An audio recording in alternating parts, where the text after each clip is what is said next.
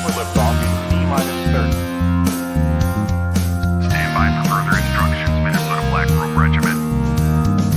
Secondary guidance systems engaged. Minnesota Black Robe Regiment, it will be on my mark.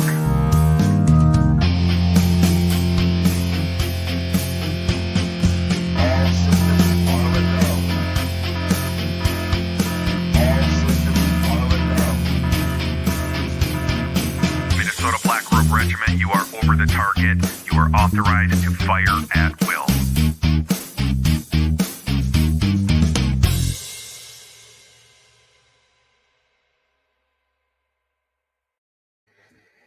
Hey, thanks for stopping by Minnesota Black Robe Regiment. If you guys are not familiar with what this channel is, now's your time to find out. And I'm going to just lay it out on the line for you right now. If you are a conservative, traditional rocks and cows Republican in the state of Minnesota, and you are not paying attention to the things that I've been talking about for the last couple of weeks, last couple of months, especially when it comes to the Minnesota GOP, that's your problem.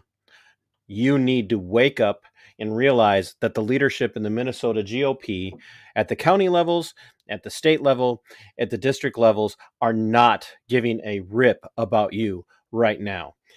Do I sound a little fired up? It is. I had dinner tonight when I got off of work, spent some time with my granddaughters and my daughter and her husband and my wife. And I got news for you. That'll fire anybody up when you think about the direction this country's headed. And it'll also, when you think about the people who are supposed to represent conservative rocks and cows Minnesota, aren't doing that. I got some news this week from my new friend Nate Wesenberg, and it's about Morrison County. And so I'm going to ask you guys right now, like, comment, and share. And if you are not subscribed to my channel, you need to. And if you're a hate watcher, I want you to subscribe. And more than that, if you're a hate watcher, I want you to make sure you comment. But here's the deal. You want me to ask a question of the two people that I got coming on tonight, Chuck and Nate? You're going to have to pay for that tonight. I will ignore every question or any comment from anybody who's hate commenting or hate watching or hate asking if you're not going to be willing to put your money where your mouth is to defend yourself and put it in a super chat. And then I'm going to invite you to come on and have the conversation with us tonight.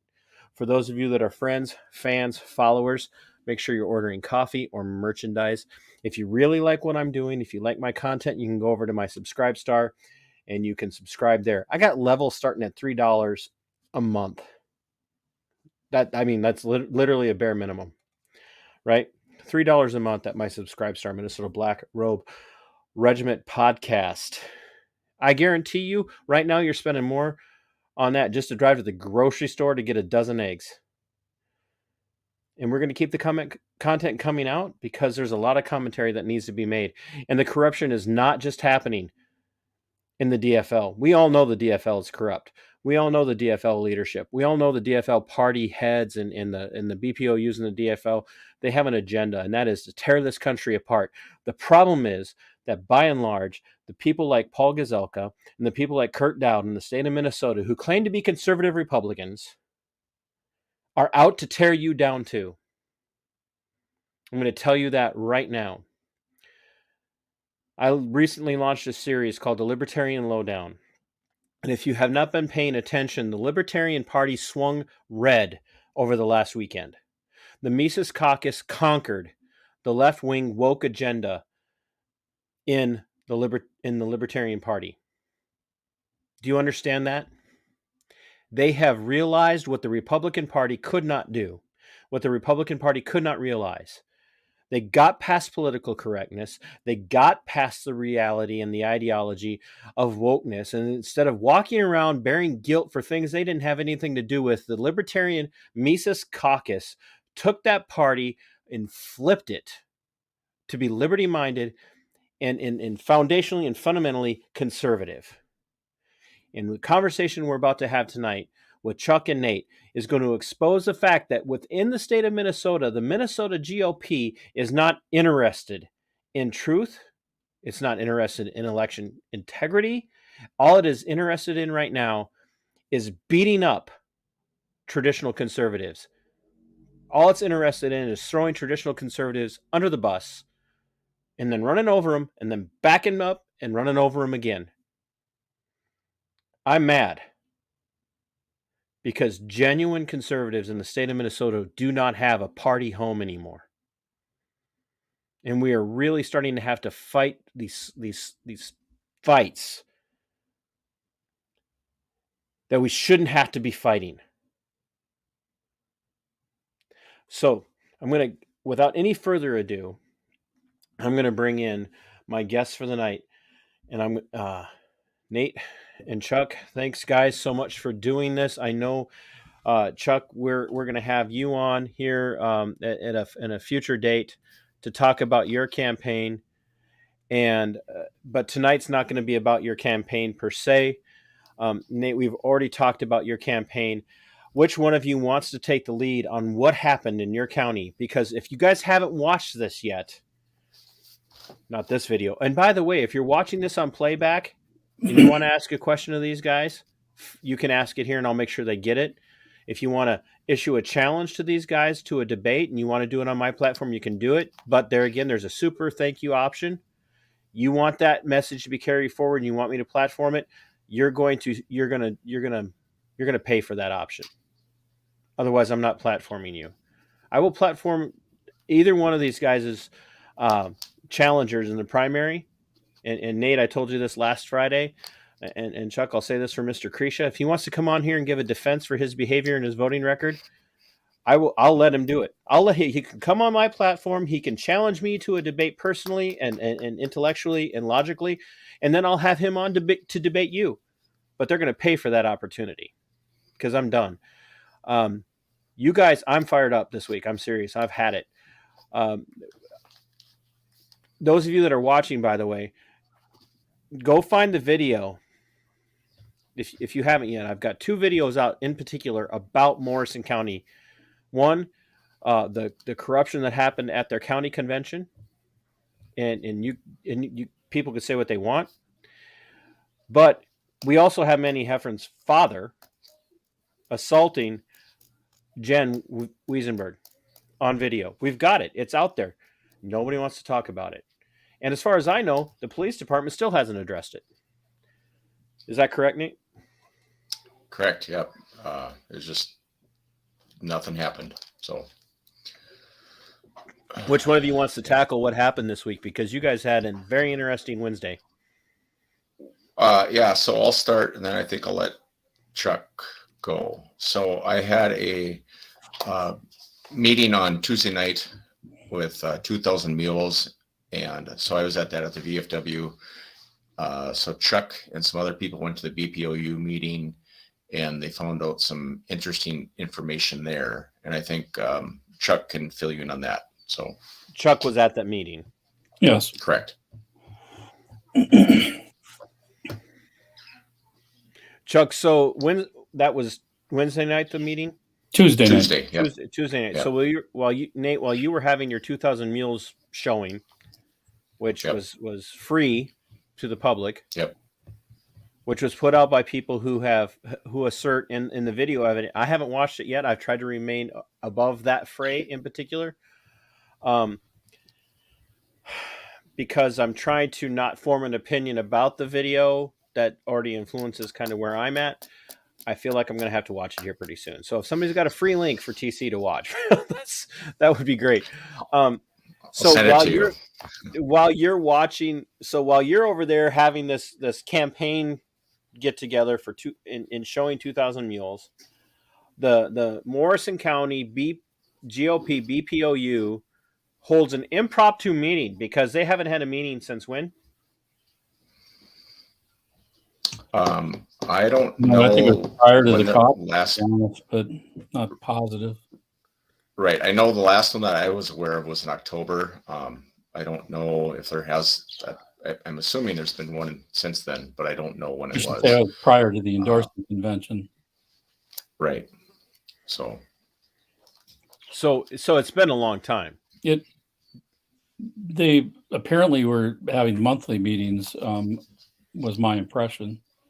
And it was difficult to define exactly when, in an early aspect, when they were going to occur. I mean, we always get I think if you're on the list, you'll get something, but it's never with a lot of extra time in which to get people energized to participate. Color me shocked. Yeah. So when did they announce this meeting for Tuesday night, by the way?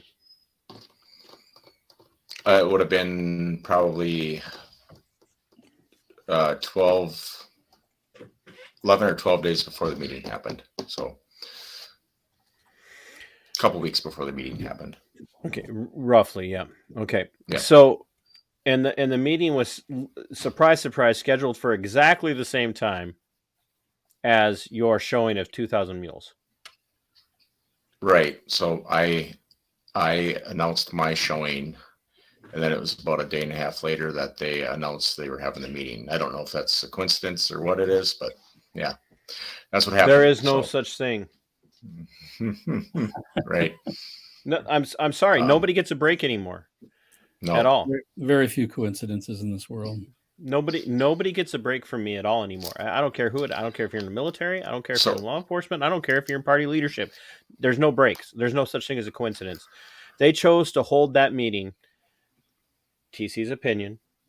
They chose to hold that meeting on the exact same night that you scheduled a campaign event, knowing that that campaign event would probably draw your supporters to the campaign event, so that this meeting could happen publicly, but with relative, should we say, anonymity from the people who are going to hold him accountable.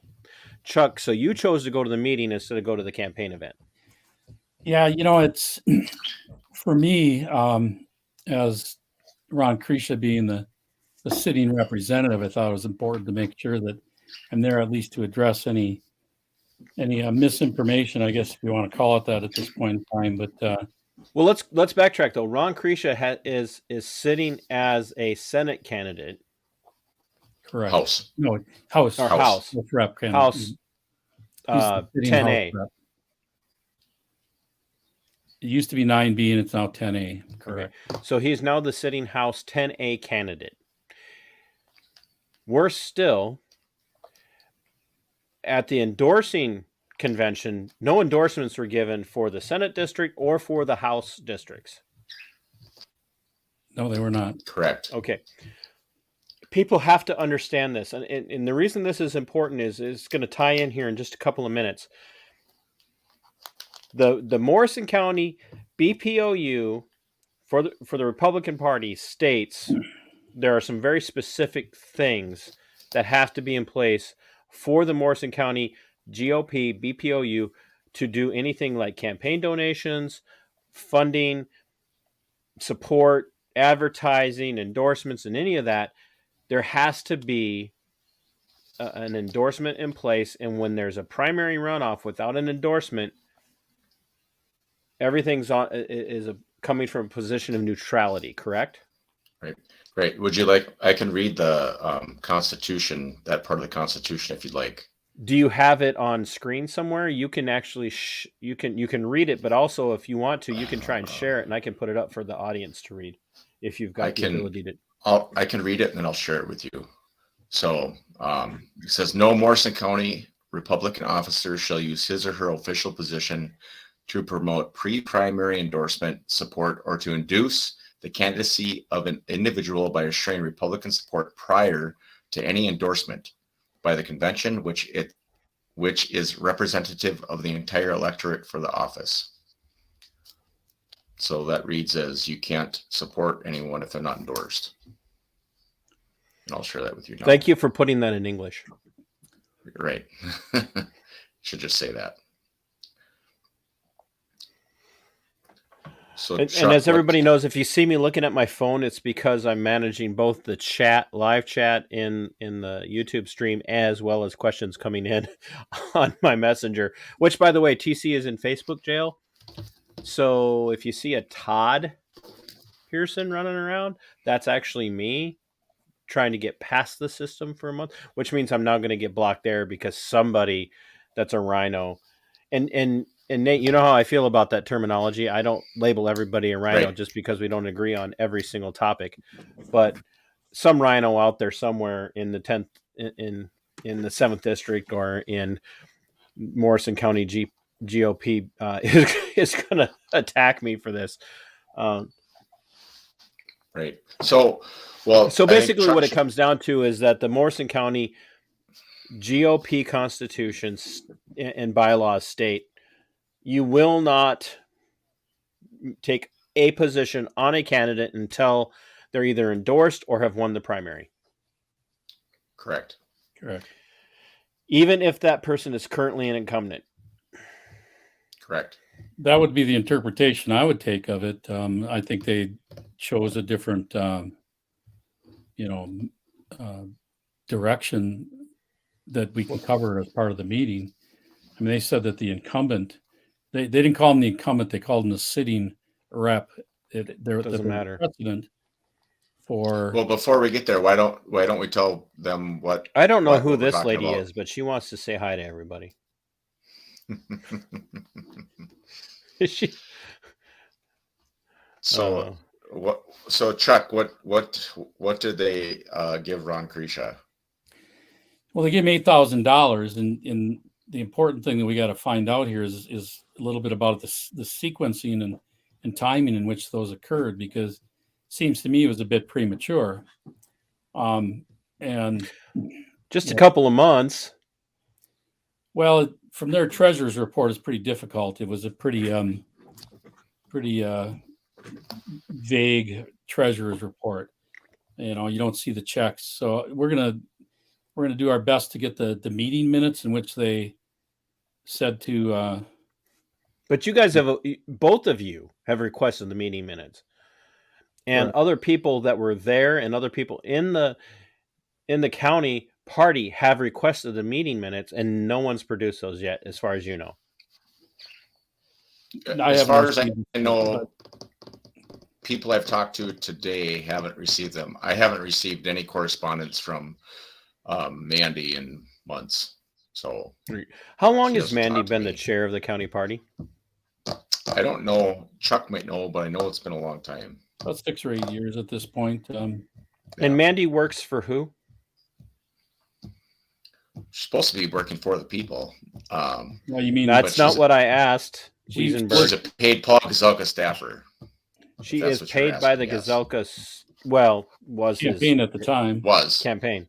right. So where that's at right now doesn't, because Right. Gazelka's out, now he's just going to make all his money lobbying, like before Right. he was getting money for lobbying and being in the Senate, Right. until that law got changed. So this money So was here's- so given here's- to Ron. No, go ahead, Nate. Go ahead. Okay, I was No, gonna say, you so go. this money was given to Ron Krisha. He's not an endorsed candidate. So why are they giving an unendorsed candidate this amount of money? And that's a lot of money. At $8,000, and- I don't like Morrison County is not a wealthy county. No, It's not like Olmsted County or Hennepin or Ramsey. right. Well, a lot of BPOUs don't have a lot of money laying around, and the money is supposed to come from the county, not from special interest groups being put here by a former governor candidate to use at their whim. So, that's where this money's coming from. So then I look at it as all these people that went out to our conventions, they paid money to go to conventions to see the Morrison County BPOU is supposed to support the best candidate, and the best candidate is chosen by the people, not by the BPOU. And what the BPOU and what the state of Minnesota is doing is choosing the candidate with our money. So, And so what you're doing ostensibly as a county party is, even though you've got numerous people in the county who are running for office, are running in the primary challenge, the party has basically ostensibly thrown their money and their weight behind Krisha because he's the sitting candidate and we've got to get him back in the office. So this is going to, and there again, Chuck, we're going to have you back on to specifically talk about the reason why you chose to run. We're going to talk about your positions and your policies and your platform, but you chose to challenge Krisha. You walked out of the nominating convention, no nominations. You're saying, okay, even level playing field. Yes, he's an incumbent, but I have a shot here in the primary to get my message out, tell people why I'm going to be better. And the party just crapped all over you in Morrison County on Tuesday night. I used the right terminology. Nate should be proud because I didn't swear. Well, I think for all Yeah. practical purposes, that's what happened to Nate and anybody else that was involved at the time. I mean,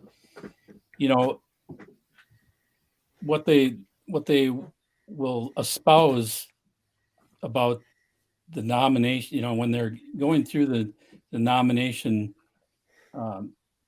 conventions, they're all for them, but in all reality, unless they've actually somehow pledged that they're not going to be a part of a primary, you don't even know if they're going to accept their own endorsing committee recommendations if it didn't go their way. Well, right. That's somewhat of an opinion, but if you were to look at it, no, it's a fact. Kurt Dowd is literally funding candidates to run against endorsed people. exactly. The party has told Mark Bishofsky they will not support him, even though he's endorsed. Well, I don't- 82%. Yeah, an 82% endorsement. You want a ringing endorsement in the GOP? Mark Bishofsky is a ringing endorsement. Yep. And the party has told him they will not support him. So Chuck, what did they say on Tuesday night? Why were they able to give Ron that money, even though he's not an endorsed candidate? They called him this. It was precedence, is the way they termed it. And my question to them was related, but I could have been a little more specific. But Jeremy Pakula was the one who really brought up the $8,000 worth of it. There is really no precedence, first of all, because No. in the history of the Morrison County BPOU, there's never been an environment where you had a sitting either rep or house candidate at that point and not having been endorsed. So what they did at best was premature, and at worst was Unconstitutional. unconstitutional. According to the party constitution, yeah. According to the Morrison County Constitution, they violated their own constitution. But and I want the reason I keep bringing that up. I want people to understand it's not to talk. This in particular situation is specifically not about the Constitution of the Republic of the United States. Constitutions are binding on the individuals who are signed on to them, and when you have a county party, which for the average Republican or even the DFLer, but for the average Republican, your county party is really kind of the umbrella for your little town and your little township and all of that. And you kind of expect them to stick by their own damn rules. And what have we heard from the top down in Minnesota, from the Minnesota GOP leadership? If you didn't go to the convention this year and hear this resounding banging of the drum, we've got to back endorsed candidates over and over and over again. Back the endorsed candidates. And if we can't have an endorsement, then there's going to be a fight. And we've got to make sure the right candidate gets in. And I'll say it again, over and over and over again across the entire state, county and district leadership, when the endorsed candidate isn't the right candidate, all of a sudden that beating of the drum about following the endorsement went out the window. Well, that person can't win. That person, we heard about Mike Murphy. We heard it about Neil Shaw. They can't win. We've got to get the right person. And the party thought it was Gazelka or Qualls. I went into that convention thinking that Jensen was the insider. Boy, did I get proved wrong. And I'll admit it on every one of my streams going forward. I found out I was wrong. And here we are. Morrison County couldn't even endorse a candidate for the Senate or the House.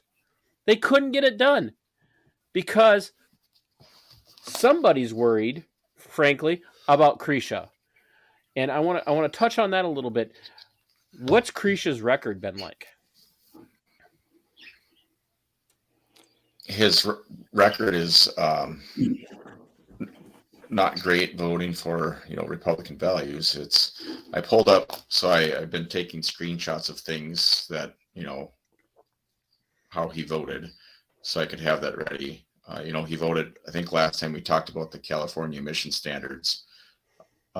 So he voted to have California emission standards, so you can thank him for our high gas prices right now. I have. Does your better half have or could you send it to me in Messenger? It'll be easier for me than send it to me in text, so I can bring those up. Yes, I can send it to you in Messenger. I'll send it right now. Chuck, Nate, I know you could answer this, but Chuck, you sorry. decided to run against Krisha for a reason. Well, what I would tell you is, I've had a relationship with Ron in the past. I'm basically a township politician as well. It's a nonpartisan type environment, and we don't see ourselves that way many times because of the structure of our grassroots government. But, I've been approached by any number of, in particular, mostly business members, that they were unhappy with the service they were getting from their representative. And above and beyond that, I mean, people have really been supportive in making that next step, and at first I would tell you that it would have been probably something like a county commissioner at the time. But with the redistricting, and originally Ron Krisha had said he was going to run as a senator. So I personally just didn't want to see a vacuum there at first, no matter who the candidate was, because when you get that's where you get some of the carpetbaggers and some other things coming in. But then there you go, using terminology that nobody understands anymore, because we don't talk about carpetbaggers because that could be offensive. That was sarcasm, Chuck. I'm understood. sorry. Well, people that haven't necessarily lived in the district for very long and saw their own opportunity to come in there. I mean, both sides do it. We all know that. There is some better relationships than others for when that occurs. But for whatever reason, he decided not to run. I point blank, sat down with him over a cup of joe and said, I'm going to be running against you.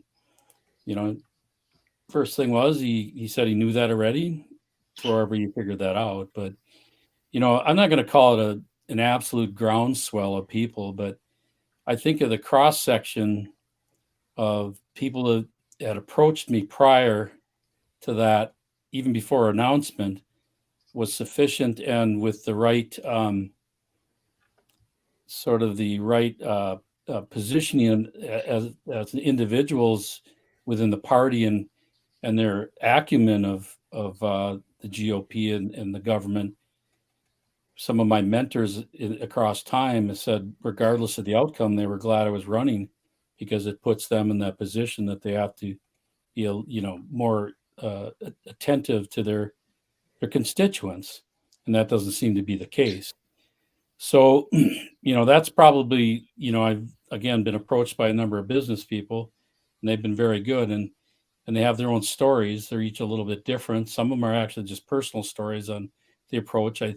I think there is sometimes there's a feeling of that there's some ascendancy there,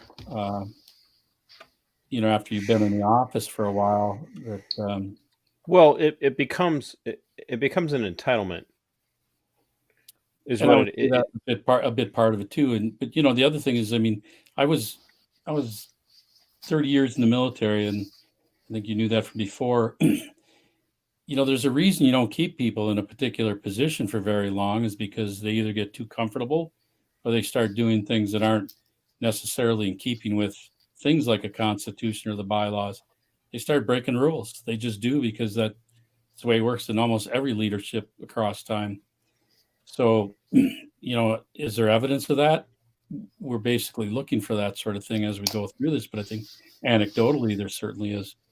So it was that, just from the standpoint of, you've had 5 terms, and, what do we really have to show for it ultimately?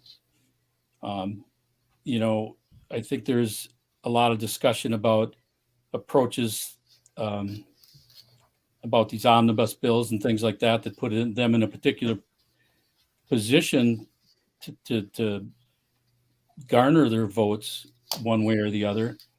But that's not what we're about. We're about not just giving people what they want to hear, but what we should be representing what they believe in. And that doesn't seem to be the case. So right now we're looking at, it says video in bipartisan vote, Minnesota House declares racism a statewide public health crisis, and Krisha voted yes on this. No, he didn't. He chose not to vote. Oh, so that's a yes vote. Let's just be on. Okay. Right. So, right. So I want people to understand. So Chuck's opponent in the primary, Ron Krisha, I'm saying his name right, correct? Krisha. Yeah. Krisha. Yep. Instead of doing the thing that requires a backbone and a spine, as a member of the Minnesota GOP caucus, whatever caucus he might be in, chose to vote no, or not vote at all, because he didn't want his vote on the record. And I'm telling you right now that choosing not to vote, I don't care what your reason is. I don't care if you were at cancer treatments that day. You could vote. He chose not to vote. This tells us he has no spine. He could have stood up to the woke ideology that is sweeping across Minnesota, across all the districts. And for those of you that are hearing that Facebook Messenger alert, that's because Wesenberg is sending me messages. So with the pictures. So Sorry. No, it's fine. I just don't know how to mute it so it doesn't show up in the video. But these things are important. And so instead of voting no, in representing his people, he chose not to vote. And that's not wholly unusual for some of the more difficult positions that you have to take. Precisely. And that says a lot about a person's character and integrity. So, Minnesota House District 10A, is this really the person you want representing you? Well, what I would tell you is that, I'm not beholden to anybody in particular, and I never have been. I was able to still be successful and look myself in the mirror at the end of the day. I don't want to be in a position to have to give somebody an excuse that, I had to behold to some other position because that's the only way we could get the job done, and it's not the case. So I would say no, because that's why I'm a candidate, and that's why I'm going up against an incumbent to 5 terms in 10 years. So, that's a challenge in and of itself, and I would tell you that it's all going to come at a cost, and I'm willing to do that. So here's another one that the environmental omnibus bill, and as I told Nate last week, I prefer to refer to it as the ominous. If you guys don't know what the word ominous means, you should go look it up in the dictionary. I'm not your mom. The environment omnibus bill, which, by the way, there should be no omnibus bills, correct, gentlemen? Should be by line. Correct. Should be line by line. It should be about a paragraph per bill, correct? Absolutely. Yep. That way they could be read. They can be read. Easily passed today on the Minnesota House floor, 99 to 34. 99 to 34. It lacks some of the most controversial positions it started with, thanks to the Senate, but the Senate was not able to do anything to stop the California emission standards, which the governor, that's Governor Tim Walz of the People's State of Marxisota, yeah, I said it, was able to, and I've been saying it for 2 years, by the way. So if anybody else co-ops my terminology, that came from me, by the way. The governor was able to put into effect through his executive branch rulemaking process.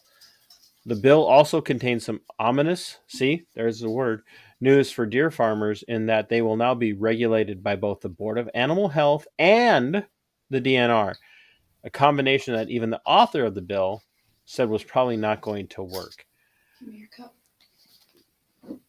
Krisha They'll voted say in farm work. support of this. Correct. So I brought this to light back in January, and then afterwards, Krisha said he didn't vote for it, and then he showed two different bills he voted on previous to this bill, but actually didn't show this bill that he voted on. One was like a year before this, and one was probably 3 months before this bill. But he, in fact, voted on this bill. You can see that his name is there. He voted on it, and this bill let I'm just going to keep Walls focusing. bring in Can you guys see this Yep. as I'm focusing in? Yes. I'm just going to Yep. keep doing this until you all get it. See Yeah. that color right there? What color is that, That's- gentlemen? That's why we have $5 gas right now in Minnesota. You see this color right here? That's green. That's Ron Krisha's name, correct? Yep. Ron Krisha voted over here. Ladies and gentlemen, this is a Republican. A Republican. Do I sound angry? Not angry enough. And he's not the only one. And I want to point out something else. Like the guy that I don't care for, Kurt Dowd voted against this. But guess what? My district representative, Greg Davids, voted for it. So if you're in Fillmore County and you want to know, this is the guy that represents you in Fillmore County. This is the fat scumbag. And I'm sorry, I am fired up tonight because I'm tired of this crap. I used to campaign for this guy, by the way. Sorry for the personal insult there, gentlemen. I'm over. I'm done. I'm this close. It's your show. I'm ready to burn leadership to the ground in Minecraft.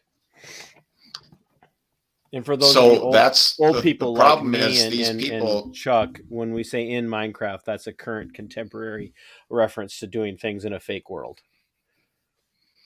These people will tell you that they're looking out for you, but they vote for things like this. And then when this is brought to light, they say, no, that person lied, or they don't tell you the truth. And that's where I continue to tell people, you need to look at the facts. If I put this in your hands, it's irrefutable that they're lying to you. That's it. So, Or they're at best, again, they're half truths. You know, the information is opaque when they give it to them, so that they can sound like it's truthful, but in all reality, once it's down to the final the vote, that's what the tally is. So, right. Let's see if I can find, because I just brought one of these up that you just sent to me, Nate, and it's not cooperating with me. Just a second, but it shows the expenditure. So I want to get. Krisha is clearly voting with the DFL more than he's voting with the conservative base. We're seeing that. He's either choosing not to vote, which is voting with the opponent. We've all had this conversation with somebody. Well, I'm not going to vote in the presidential election this year. Well, your choice not to vote is a vote against the person I'm voting for.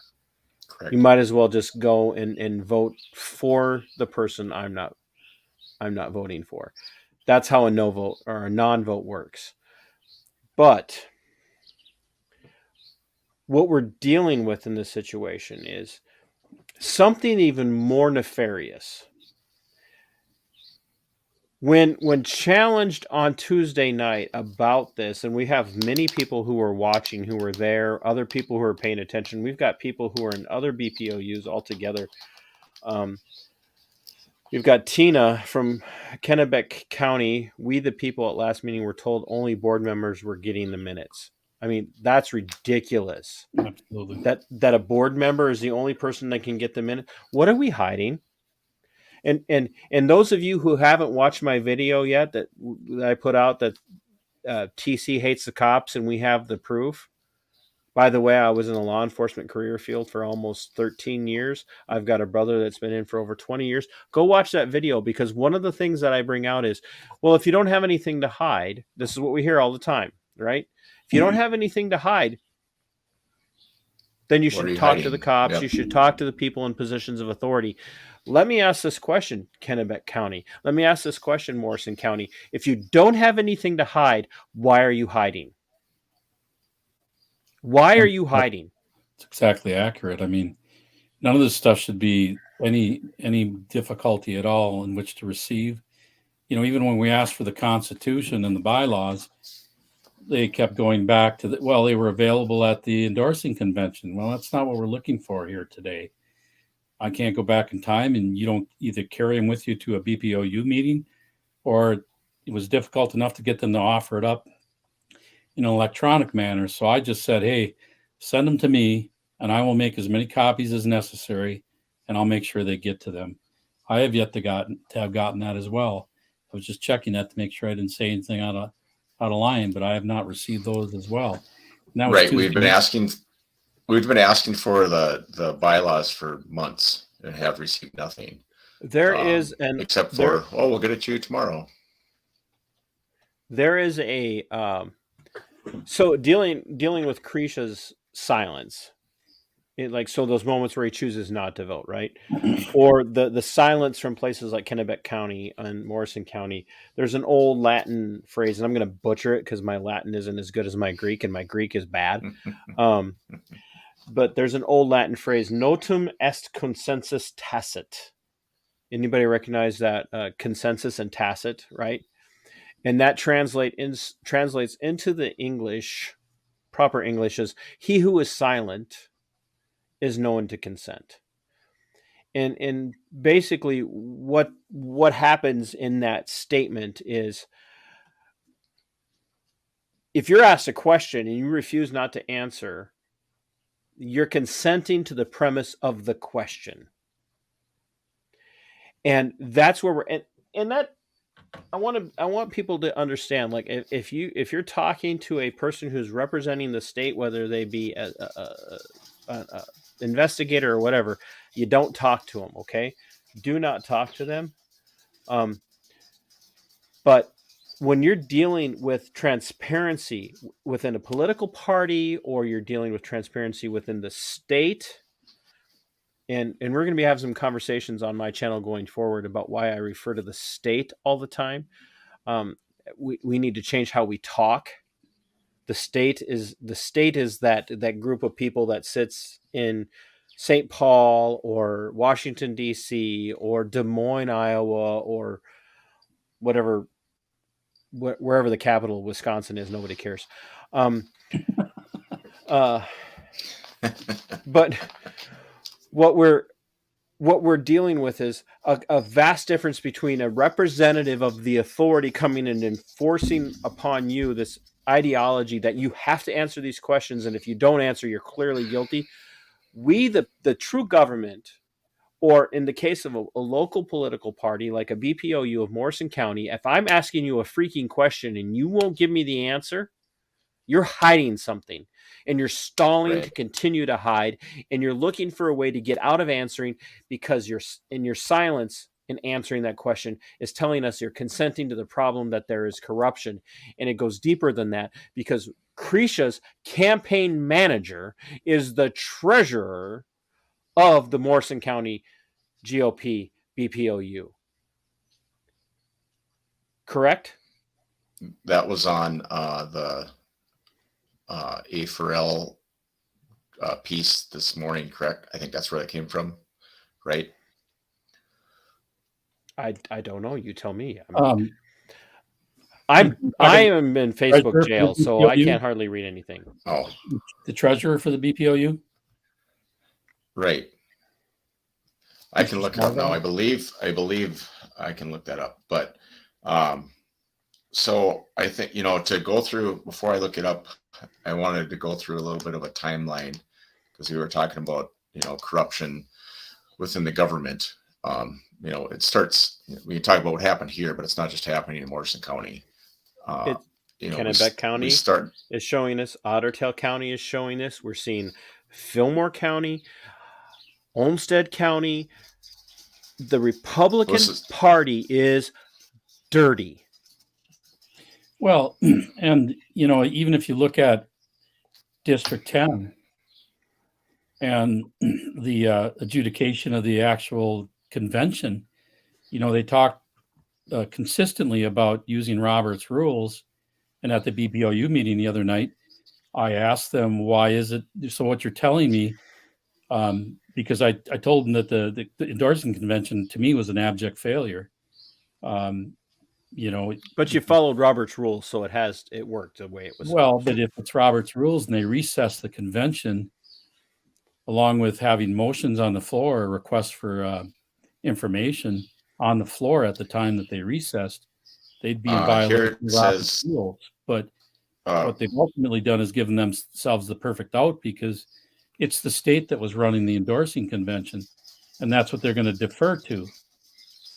In each case, is that it was the state. Well, the fact of the matter, those behind the scenes, they were trying to reconvene, and reportedly only 2 of the 5 counties wanted to reconvene. So is that, legitimate on that aspect, that they're, trying to hide information in general? Just the silence for, or the decision to be silent by others, to me, is very telling as well. Because they should have come to some kind of conclusion. There's no secretary minutes. There's no, what was the conclusion of anything at that convention? Nobody received any reports. There's some vanilla envelope full of Post-it notes that were supposed to be counted at one point in time. Where will those go? Where will those be? Are they ever going to be any sort of record to tell us how many spoiled votes there were as opposed to actual votes? And I think that's where they don't want that type of resolution. Okay, ladies and gentlemen, please put up with the noise in the background. Nate's doing it again. Sending them information that's pertinent to the conversation. You would think, well, because I'm a very professional platform, I would have this all figured out ahead of time. No, I'm not a pro. So, and the person who has volunteered to be my showrunner, her kids have control of the TV tonight, which means I guess she can't run my show for me. So, so the one message I sent, it shows I'm going to try and bring that up. For House, and his treasurer is Jim Solbach, who's also the treasurer of the Morrison County BPOU. So I don't know who Creech's actual campaign manager is. Right. I don't know that, but the treasurer is also the same treasurer as the BPOU. So that's the one I sent you. And then you were talking about, so if we want to talk about the convention, we wanted to rule that we could vote from the floor. So in some BPOUs, they're saying we're not allowing a voice vote from the floor, which the Constitution for the party says that you can nominate from the floor. So BPOUs are saying you can't nominate from the floor. The one picture that I sent you says that you can, and it's in the Constitution. So that's why we were saying that we can nominate Chuck from the floor, because it's in our Constitution. Tony Albright said that he is the head of the convention, and he overrules what the Minnesota Constitution says, or the Minnesota Republican Party Constitution says, which is not true. He does not overrule what the Constitution says. So that's why we decided. So go ahead. I brought it up here, Nate. So committee campaign for Ron Creesha House. Treasurer is Jim Selvig.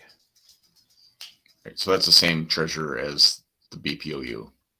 The same BPOU that gave him $8,000. So I want people to listen to this. The guy who's the treasurer, apparently, we're going off of the information, the most current information that we have right now, because the laws for elections require that your treasurer and your all this stuff has to be transparent, correct? We know this. You guys are running for Correct. office. This stuff has to be out there in public, correct? Yes. Jim, is it Salvag? Selvog.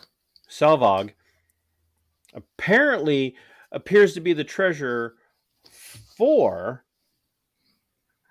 Ron Kreischa's campaign. And what you guys are saying is that he's also the treasurer for the Morrison County GOP, Correct. BPOU, which means he had to sign off on the issuance of payment of the $8,000 to Kreischa that was announced on Tuesday night. Correct. And anybody who was there at the meeting when it was challenged, let's summarize what Mandy Heffron said when challenged about this was basically what? I can do whatever I want. I'm the chair. Well, the only quote was that it was precedence, and there is no precedence, so, because I asked the simple question, has there ever been a situation where we never had an endorsed candidate? So if you don't have an endorsed candidate, what other situation would have brought you into a position where you gave the money to a sitting person when all of your other documents and your bylaws and your constitution lead you down the path of the endorsing committee as the preferred methodology and means to provide money to your candidate? And the fact that it was premature to an endorsing decision, I think is very telling as well. There's a lot of things that have been very premature, and it's not just the GOP, but there's other situations like that. So Brett Bussman said he was there on Tuesday night. I'm assuming you guys know who Brett is. Yep. Brett said she said that because he is a sitting legislator, that's why he got the money. I say B as in Baloney. B, S as in S. That's a quote from Garage Logic. Or to quote Rush Limbaugh, Barbara Streisand, which is worse than saying the other word. Brett Bussman is the endorsed candidate for Senate in District 5. Which is important because, they made. So Brett, by the way, reach out to me and we'll get you on to talk about your campaign as well. And they are challenging him as well. Same thing endorsed. With Mike Weiner. I mean, he's endorsed, and Mike Weiner. He's endorsed, and he's being challenged by the party. Yep. Yeah, Amber Weiner was in the meeting as well. So she had some simple questions she wanted to have answered, and it's just difficult. It was really hard to acquire the information, and none of the questions were hard. They just didn't answer them straight up. It's as simple as that. So which leads you to believe many things. So you guys are, and like I do this all the time in sarcasm when I ask questions, but I'm doing it because you guys are clearly both white supremacist. You're both like secretly members of the Proud Boys. I identify as a female, so I don't know. Okay, so there you go. You're like actually cisgender. You identify as a cisgendered female. Something like that. I do have my pronouns if you need them. Okay. I have to give them to you. Shut the hell up. Those are my pronouns. What I want people to understand is that you guys, neither one of you is just some. Okay, Wesenberg has that weird German Scandinavian beard thing going on. Well, I am a male, so I grow facial hair.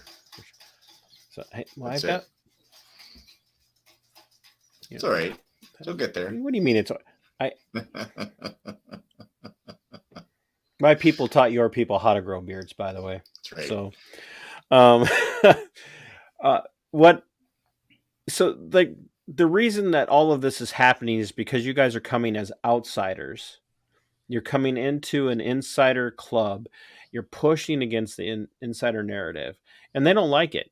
Which is exactly why Lauren Heffron assaulted Jen at the endorsement convention is that you had the audacity to be asking questions beforehand and they didn't like it. And if you guys don't believe it, you can go find it. I've got it up there. Toxic male, and I use their terminology. I mean, that's toxic masculinity. You've got an old white guy assaulting a young female for shooting video because we're asking questions. And they hate this.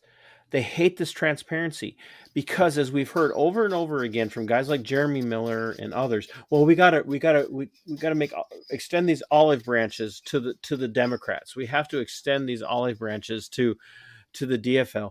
We've got to find this place where we can meet in the middle. And the problem is they don't give a flying rip about the conservative base. And they keep doing, and I brought this up with you last time. I brought it up with Neil when he was on. And then they sit there, and we got guys like Lacey Johnson, who says the Minnesota GOP keeps doing the same thing over and over and over again, expecting a different result, and they keep getting the same result. When's the last time we won governorship? Tim Pawlenty, right? Been a long time.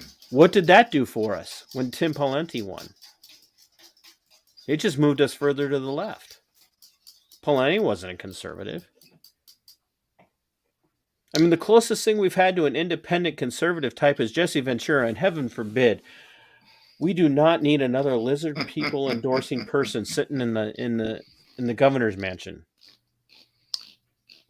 We need new voices, and we need to stop electing politicians. All the politicians are in this game together. Okay, I say all, most of the politicians are in this game together.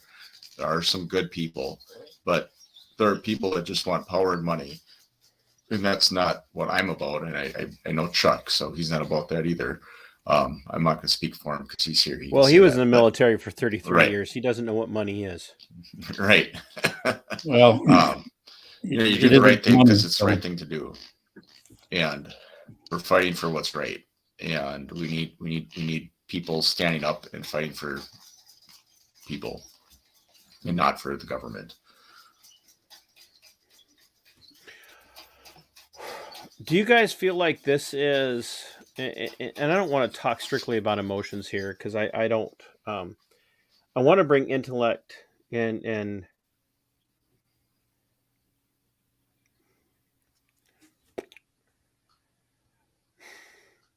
we want to be intellectual, we want to be logical, we want to be reasoning in all of this. And all of you know, I have my moments where I get fired up. All you need to do is go watch my series about what happened to me in my career to understand how fired up I can get. But at the same time, we've got to get pissed off. These people need to be afraid of us on a political level, not on a physical level, not in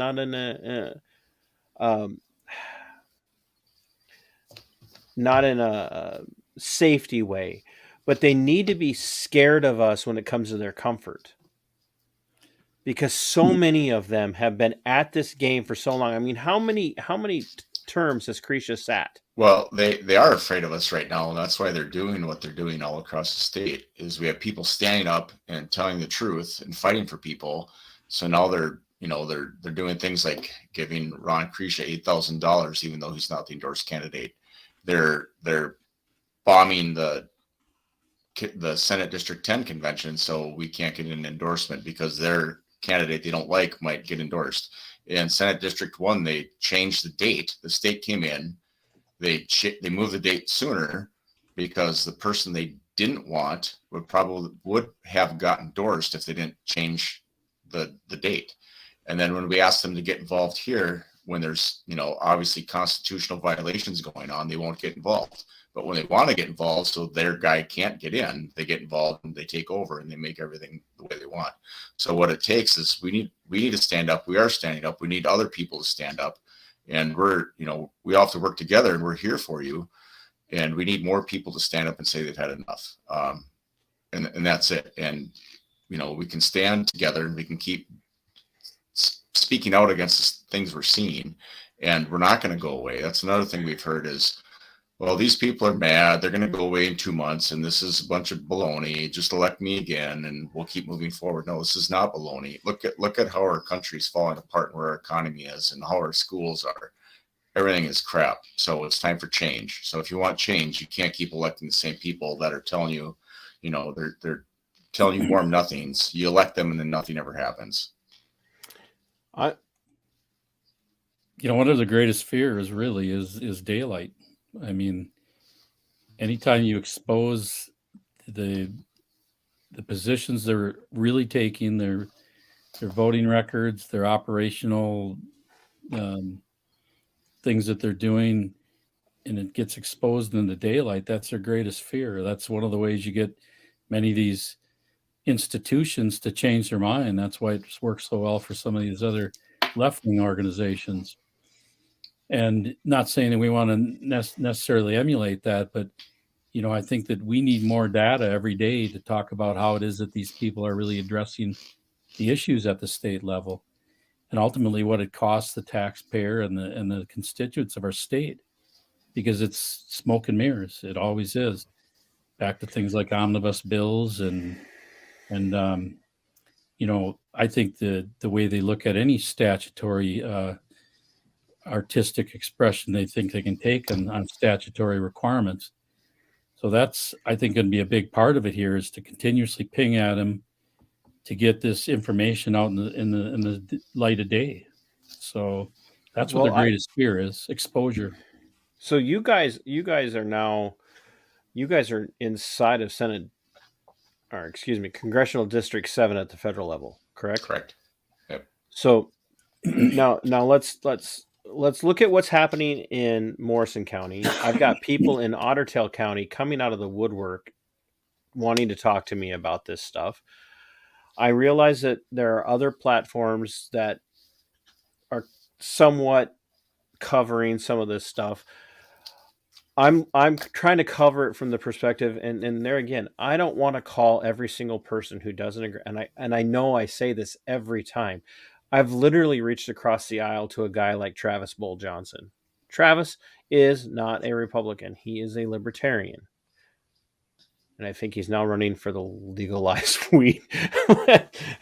But there might be something going on there. I'm not going to say, but I want to be able to reach out to a person who has conservative core values like I have. And I want to be able to unite with them. Spike Cohen said this. If you guys haven't had a chance, look up Spike Cohen and listen to his speech from the Libertarian Party convention this weekend. He told the wokies, and he told the Mises Caucus people, their responsibility moving forward is to find that person who agrees with you on a single issue and align yourself with that person on that single issue, and you will make an ally on other issues. And there's two wings in the Republican Party right now. There's a wing that wants to burn everybody down. You've got to agree with me lockstep, or I'm going to stand up publicly and call you a rhino. And I'm sorry, I am more conservative than anybody that you know when it comes to traditional conservative values. I will out-conservative the most conservative person you know. Because coming at it from the perspective that I come from, as a paleo-conservative, I hate racism. I hate abortion. I hate any kind of ethnic standards, period. I will not align myself with a racist. That's conservatism. But I also will not align myself with a person who wants to play the middle. But I can align myself with the person who has the right position on the First Amendment and on the Second Amendment. And I can find a middle ground, and I can have that conversation with them. So instead of shooting flaming arrows at them and burning them to the ground, I'm going to say, let's have this conversation. Let's sit down. Let's find this place where we agree. Let's have this conversation. Let's work this out. Because more often than not, you're probably going to end up agreeing with me once you understand where I come from. And right now, what we have is such a clear divide in the Republican Party. You've got these people who call themselves GOP that are genuine rhinos, because 98% of how they vote, or 50% of how they vote, let's frankly, is with the DFL, which is moving further and further to the left. And they're not making any extending any olive branches to the conservative base at all. They just keep telling the conservative base, shut up and go home. Keep sending us your money, which is where the $8,000 came from, by the way. Right. Because we all know that the lefties aren't giving that kind of money to the GOP. So $8,000 in Morrison County being handed over to a guy like Krisha, who votes constantly with the DFL. That's coming from guys like Chuck. It's coming from people like Nate and Jen and Brett, over and over and over again. And if it's happening in Morrison County, and we know what's happening in Otter Tail County, and we know what's happening in Fillmore County, and we know what's happening in Olmsted County, what do you think is happening in every other freaking county with the BPOUs that claim to be Minnesota Republicans, that claim to be conservative? What do you think is happening over and over and over again? And I'll tell you what's happening, because I keep hearing about it. We have got to tear these people down and make them decide, DFL or GOP. And if you're GOP, you get on the bus and you ride with us and you vote the way we want and you vote what we want, or get the hell out of the party. Because we are not going away. Nate, you going away? No, I'm not going anywhere. Chuck, you going away? No, by no means. That's already been decided. And if you don't want to play ball and you want to try and kick us out of the party, we'll take our money and we'll take our time and we'll take our platforms to people that'll listen to us. Because I'm not going away. Mandy Heffron, you're going to hate me before this is over. I think, I'm going to use this as a lot of this became exposed in Morrison County, back in February, because we were paying attention. And then, it started being brought to light other places. I'm not saying, it happened here. It's happening everywhere. But, we had the proof and we had evidence and we reported on it. So, this is happening here, but it's not just happening here. It's happening in a lot of different places. There were counties and there were BPOUs that said, here are the books. They opened them up and they said, you can look at everything. So if someone does that, you can trust that kind of a person, because they say, look, this is the evidence. This is what happened that night. You can come and you can look into our paperwork and you can see everything that happened. Where when we asked to do that in Morrison County, I still haven't seen paperwork, even though our Constitution says that they have to give me that information. So if you're covering something up, then there's a reason for it. If you're hiding something, you're doing something wrong. That's it. If you're not hiding anything, there's no reason to cover anything up. If you're doing things on the up and up, you won't hide anything. So this isn't a private it is a private organization, but we're part of it and we're paying for it. So if they're representing us, they need to let us know what's going on. They might be in charge, but that doesn't mean that they just get to have all the information and not share anything with us. We all need to be involved as the same thing. If I'm running to represent you, I'm not better than you. I'm trying to speak for you, but I think we all are on the same level. We all have the same amount of skin in the game, and we all need to work together. And we all need to. But Nate and Chuck, that's exactly what makes guys like you statesmen versus politicians, is because you recognize that you're not better than anybody else. Like, let's be honest. Neil Shaw got a lot more money, as far as I know, than both of us, or all three of us might probably have put together. I mean, okay, Nate, your wife's a doctor, so, so she's got more money than the three of us put together. But here's the issue: is that a guy like Neil Shaw, he could just go back to his practice. right? He could just go back to his practice and do his thing. He's put himself out there. You know, somebody had made the comment, "Oh, he's competing with you now." Once because he announced he's going to have his own show. I'm like, I don't have a competitor. I have an ally in Neil Shaw. Right. Because people are awake. People are awakening, not woke. They're awakening. And this is what's happening, is that people are coming alive and they're seeing these things. For the first time in the history of the Minnesota GOP state convention, 55% of the delegates were first timers. And I will tell you, of that 55% being first timers, they're people who have literally have traditional values. Traditional values. White, Black, Hispanic, Native.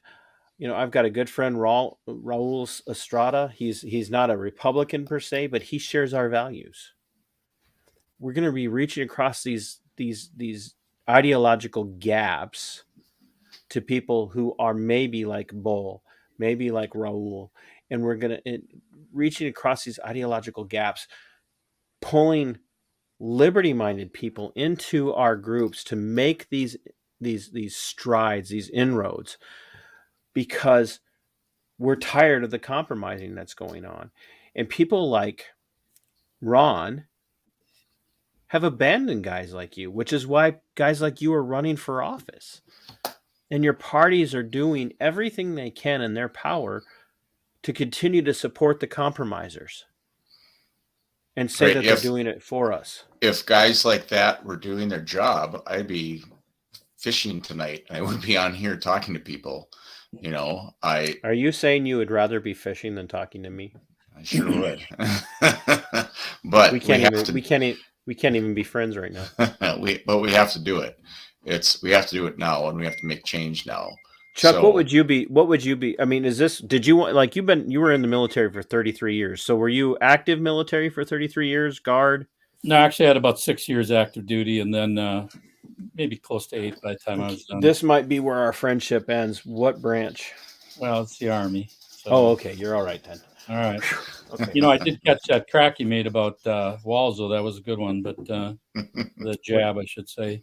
Which one? I have made a lot of them. Which one? Well, Nate said that I was in the military for a while, and then you said, well, so was Walls. But oh, yeah. So,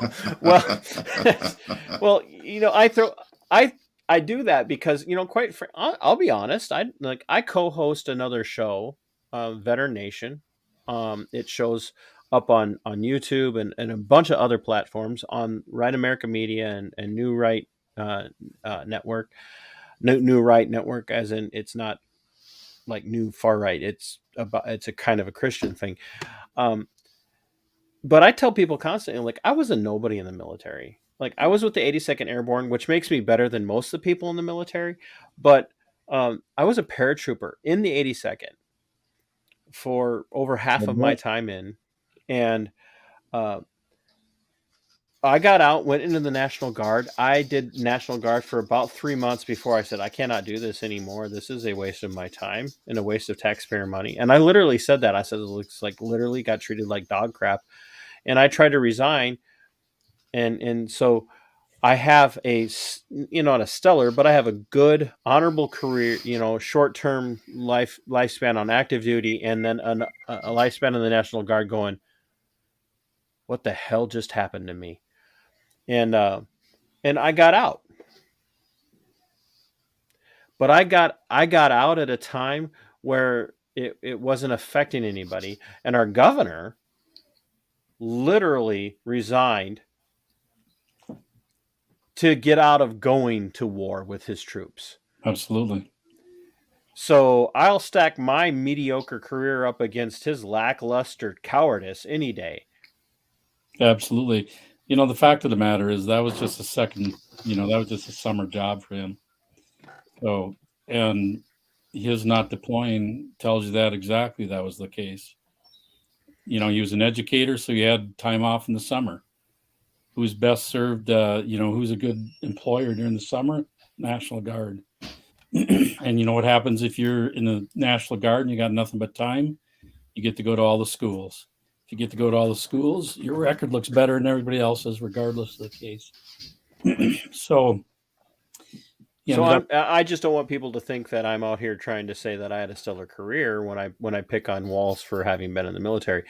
I was duty. I mean, you can't make any argument about that. But in all reality, it's like being a fireman for 50 years, and then all of a sudden you never went to a fire, and they want you to go on one. You're kind of like, that's okay. I'm going to retire today. Yeah. So you have a 33-year career in the military.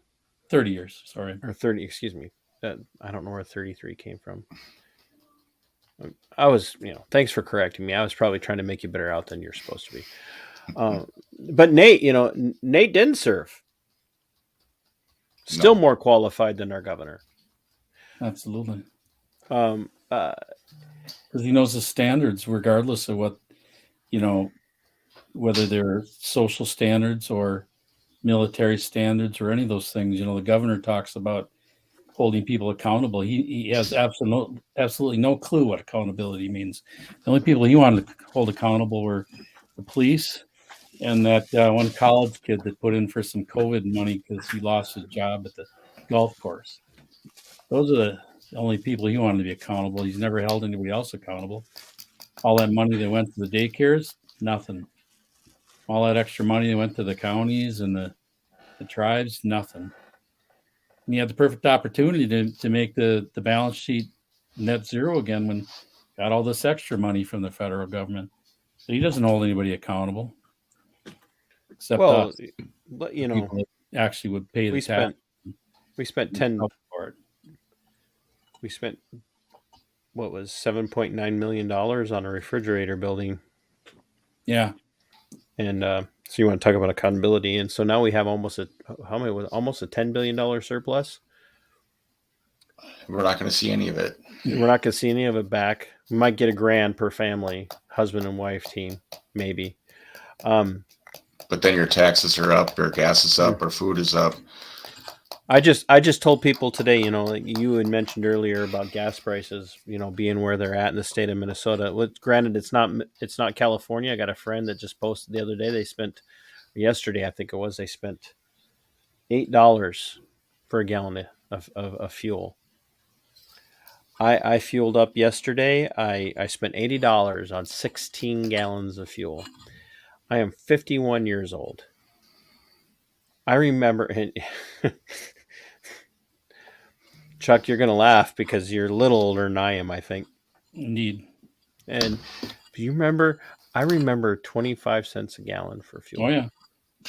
I remember driving across the bridge because it was like 19 cents a gallon in Michigan instead of like 23 cents in Wisconsin. So that was back in like 1912 or something. You shut your mouth, Wesenberg. you get. You know what? Cracks like this. This is what happens to you. That's what happens to you. No, you get moved to the bottom of the screen. Time out.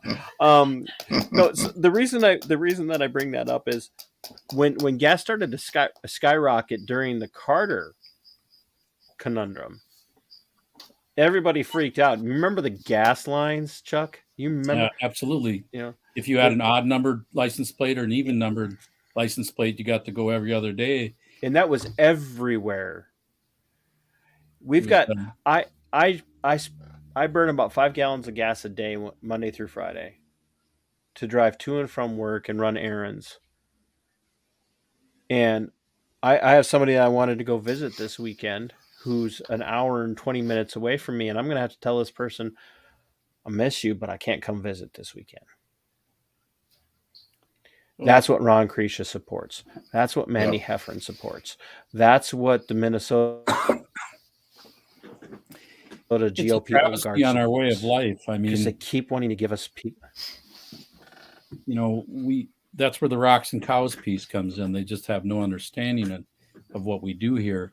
And I would say maybe Minnesotans share a little bit more than that than the East Coasters. I spent $116 yesterday just on gas for the lawnmowers and things like that. Some of those things that help you enjoy the limited time that you have off and that you worked all your life to, get a maybe a small fishing boat or something like that, that impacts lifestyle for people beyond transportation. I mean, sometimes that's the only outlet some people have. They don't get to jet off to all these other places. So, when we start affecting their ability to just do some of the day-to-day things that are a way of life for us is when we're going to start to see some real People who Right. are Go ahead, Nate. I was going to say, I think something that maybe people that don't pay attention to politics every day, which is not fun, but back when Biden, first was elected, there's no beer, coffee left. Okay, here. There's no coffee left. On the counter. Anyway. That's awesome. I love her. There's no beer, coffee left. Ladies and gentlemen, only on my show. When when Biden first got elected, he said, we have to shut off all these plants and shut down the pipelines because it's all about saving the environment and green energy. And, we got to shut down these gas plants. So they did that. And then what happened? We started buying gas from Russia and the Middle East and everywhere again. That was immediate. It has nothing to do with the environment. It's about tearing us down, apparently, and them making money. If we were we can produce the oil here in the United States. They are limiting the amount of oil we can refine per day. So, refineries are shutting down. There's tons of pumps, there's tons of oil, and we're buying it from other countries. Why don't we produce it here so we don't have to have all these erroneous increases in gas and taxes and all this crap that we have right now? We can do it. But we have a government that is doing us wrong. I don't know what to say. I want to say a different word. This might sound far afield. I want people to understand the reason that this is important, the reason that this ties into what's happening in Morrison County is because it ties into what's happening in Otter Tail County. It ties into what's happening in Hennepin County. It ties into what's happening in Ramsey County. It ties into what's happening in St. Louis County. It ties into what's happening in Olmsted County, in Fillmore County, in Freeborn County, in Malware County. Are you guys figuring this out? Yes, there are counties out there that maybe are stalwarts of conservatism. There might be. There just maybe is. Okay? Might be happening.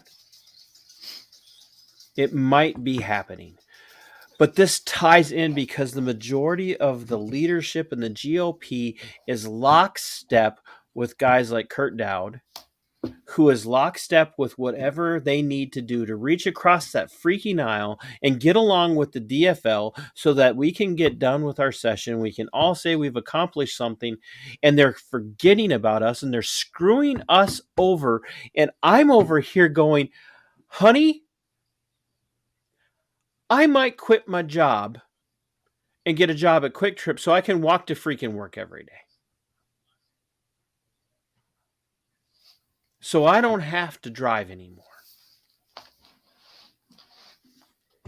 And just so everybody knows, Jen, you don't have to say coffee because TC and Friends Monday Night Musings is all about everybody sitting around and having a drink and enjoying themselves. So if your hubby wants to have a beer, he can have a beer, even if he drinks it out of a kid's cup. But this is why people like Chuck are running. This is why people like Nate are running. This is why people next week I'm having the endorsed candidate. I don't know how he managed to pull this off. The ICOFs love him. But the endorsed candidate for state auditor is Ryan Wilson. He's coming on next week. And he's going to tell us about why he's running and what he can do as state auditor. This guy is a constitutional lawyer. Like, those two words barely fit in the same sentence anymore. But he's going to come on and tell us why. Oh, your wife just busted you out. Truth be told, it was seltzer. And we're out. If it was White Claw, it was not White Claw, was it? don't know what she's talking about. Wesenberg, was it White Claw?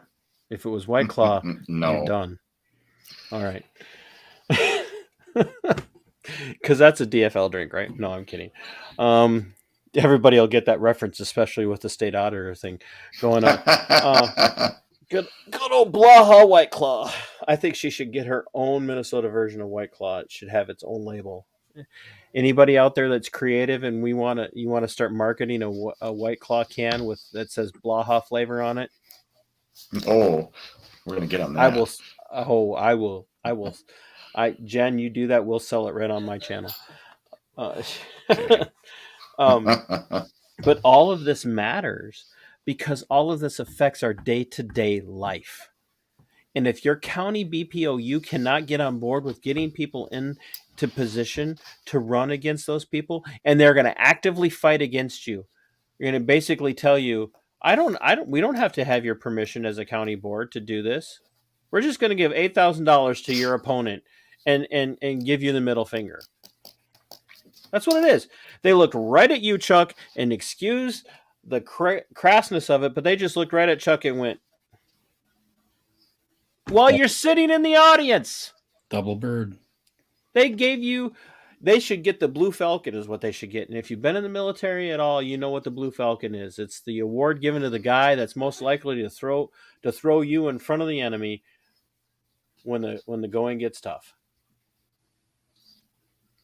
And the position of the BPOU is to find the best candidate that the people choose, not to endorse the candidate of their choosing.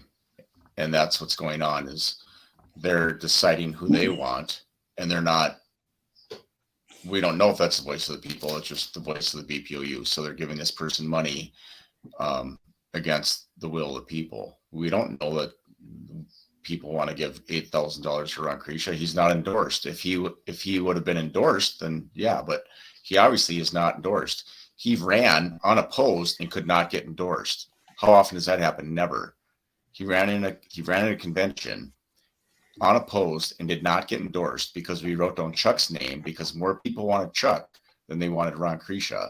And they saw Chuck's name on the ballot, so they said, well, we can't do anything. We're just going to throw everything away, and there's no endorsement. And that's what happened. Right. That's it in a nutshell. And that's why it's an abject failure, And the fact of the matter is, Nathan should have been in the same. There's no reason you couldn't endorse, at least at the one level. Who's your opponent, Nate? Since we've already talked about Krisha. Right. Talked well, about my opponents are Newberger, Jim Newberger, and Steve Wenzel. Jim we talked about this last week. Jim just moved into the district like a month ago because he wants to be a politician. Steve Wenzel. He was at the BPOU meeting too. Right. Steve Wenzel. I'm surprised he didn't walk out of there with a check for $8,000. I mean, well, who knows? Maybe it's nobody, because we can't get the information. So right.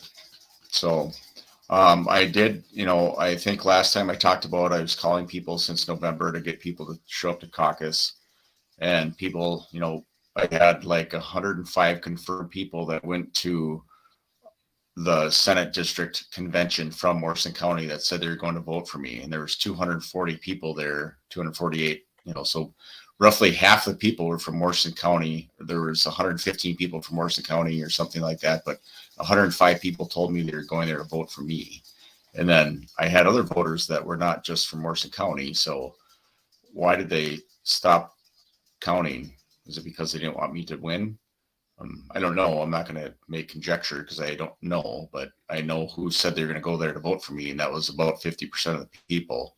So, and there are people not just in Morrison County that like what I have to say because I'm standing up for them. I want to go back to what I said earlier. As I was referring to the video I put out about TC hates cops, and one of the things I said in there again, if you want to hear the whole thing, it's not very long. You can go find it. It's very close to the top of my videos list. But we hear over and over again, from people in positions of power, if you don't have anything to hide, Why are you hiding things? You know, and yet here we are, once again, having to have these conversations. Keeps coming back to this. They're hiding something. They're clearly hiding things from us. And whether it be in Nate's Senate campaign or Chuck in your campaign for your district position, they're continuing to hide things. You know, Nate Miller, you guys are familiar, you know who Nate Miller is. I am. He's running into the same darn problem. Same thing. They're pulling all sorts of shenanigans. Everybody's hiding, you know, but nobody wants to talk about it. And that's why I keep telling people, look, grand scheme of things, I don't have the same size of platform as a lot of other people out there. I'm sure that Neil's probably, having just announced his new show, he's probably got far more traction than I do. But I've been at this for a couple of years, folks, and I just share this out there to expose this garbage. That's why I do the long form stuff that I do, is for more and more people to hear this. As we're talking, the if you guys can see the comment section, it's just people are frustrated and they're angry and they're disgusted and they want change. And that's why I do these things. And that's why, you know, I offered to have Brett on. That's why I'm going to have you back on, Chuck. You know, I don't know if I'm going to have Wesenberg's wife on. I don't know if I can do this with him anymore. I didn't know there was a comment section. I just found that. Yeah. What the heck? Me a little while too. But, there's a, like, I can put up whatever I want, you know. Oh, I see it now. Yeah. There's a comment section. I'm not used to this computer thing. Well, you think you would be, considering, you know, one of your opponents said all you do is sit at home and live off your wife and you don't have a real job. You know, right. If I was married to a doctor, I would probably sit at home and just do live streams all day long. So, yeah, she doesn't like that. She probably wants you to like do dishes or clean or whatever. Well, it's good stand. I'll work harder at that. Yeah. So I don't want. Go ahead. I don't remember if we brought this up last time or earlier, but you know, so the Morrison County BPOU back in August, I think it was like 29th last year, did give Ron Krisha $2,000 and Paul Gazelka $8,000, and neither of them, so August 28th of 21, they gave Paul Gazelka $8,000 and Ron Krisha $2,000. So they were not endorsed at that time. So why are they giving them that money? And I asked this question, and they said, well, they were endorsed before. So I said, well, if I was endorsed, maybe I said this last time, but if they were endorsed in if I was endorsed in 1940, would I get, money? No, that's not what it's for. If you're endorsed for this time, then you get money after the endorsement, not if you've ever been endorsed any time in the past. So, last year they gave this amount of money to them, and then they just gave, Ron another $8,000. And that's not right, because they're giving money to the people that they want to run. So that money is going to be used to run against Chuck. Ron's running against Chuck. So that money is being used against Chuck because Ron's running and he's not the endorsed candidate. So our BPOU is giving money to Ron Krisha so Chuck can't win. And that goes against the Morrison County Constitution. And that's wrong. So Nate just asked a question I know that we have the answer for. One of the poorest counties in the state, behind Fillmore. Fillmore is the poorest. Last I knew, Fillmore County is the poorest county in the state of Minnesota. It might have changed the last couple of years, because Fillmore County has become a bedroom community for Rochester, which is, I often refer to it as the Rochester bubble keeps extending. The Mayo Clinic bubble keeps extending. But Brett says, one of the poorest counties in the state. I would like to know where they get their money from. Well, Nate, you seem to be aware that there is an influx of money into the Morrison County BPOU from outside I believe it was like 97% of her funding was from special interest groups that Paul Gazelka obtained and just parked it here to use. So For himself. for himself at that time, as Mandy Heffron was a paid campaign staffer, right? So Gazelka parked money from special interest groups in Morrison County to work as a slush fund, Yes. where that money is managed by Mandy Heffron and the treasurer, who right now we know the treasurer is who? Jim Salvag. It's Jim Salvag. Jim Salvag. And, So these, and that money was dispersed to Gazelka right. by the Morrison County BPOU after Gazelka brought the money in. Now, I mean, I hate to say it, but I mean, Mandy Heffron's a paid staffer for the Gazelka campaign. It certainly wouldn't be insane to assume that she might benefit a little bit, just a little, just a tiny bit, from a disbursement of money to the Gazelka campaign last fall. And now the apparent treasurer for Chuck's candidate opponent is also writing the check for $8,000 to Mr. Kershaw. Correct. I just sent Who you he's the campaign treasurer for. I just sent you a shot of the money that Gazelka then paid Mandy after they gave him that money. So they gave her $3,500 soon after she gave them $8,000. So I don't mean to be conspiratorial, because quite frankly, I don't even want to mention conspiracies anymore, because every time I mention one, it ends up being true. What's the old saying? I don't have any conspiracy theories left because mine have all proven true. Right. Can I borrow one of yours? It's about 6 months now, and then your conspiracy theories are proven to be not conspiracies anymore. Well, it'd be interesting to know if somebody drafted a letter and asked for an audit, see how that would, be accepted. Or is this the screen you're talking about there, Nate? Yeah. Got a little clipped off here. Yep. So Mandy.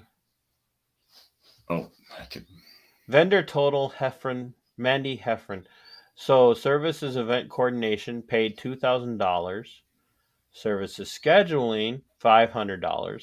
More services scheduling $500. Services scheduling $500. $3,500 got paid to Mandy, apparently from the Gazelka campaign. Correct.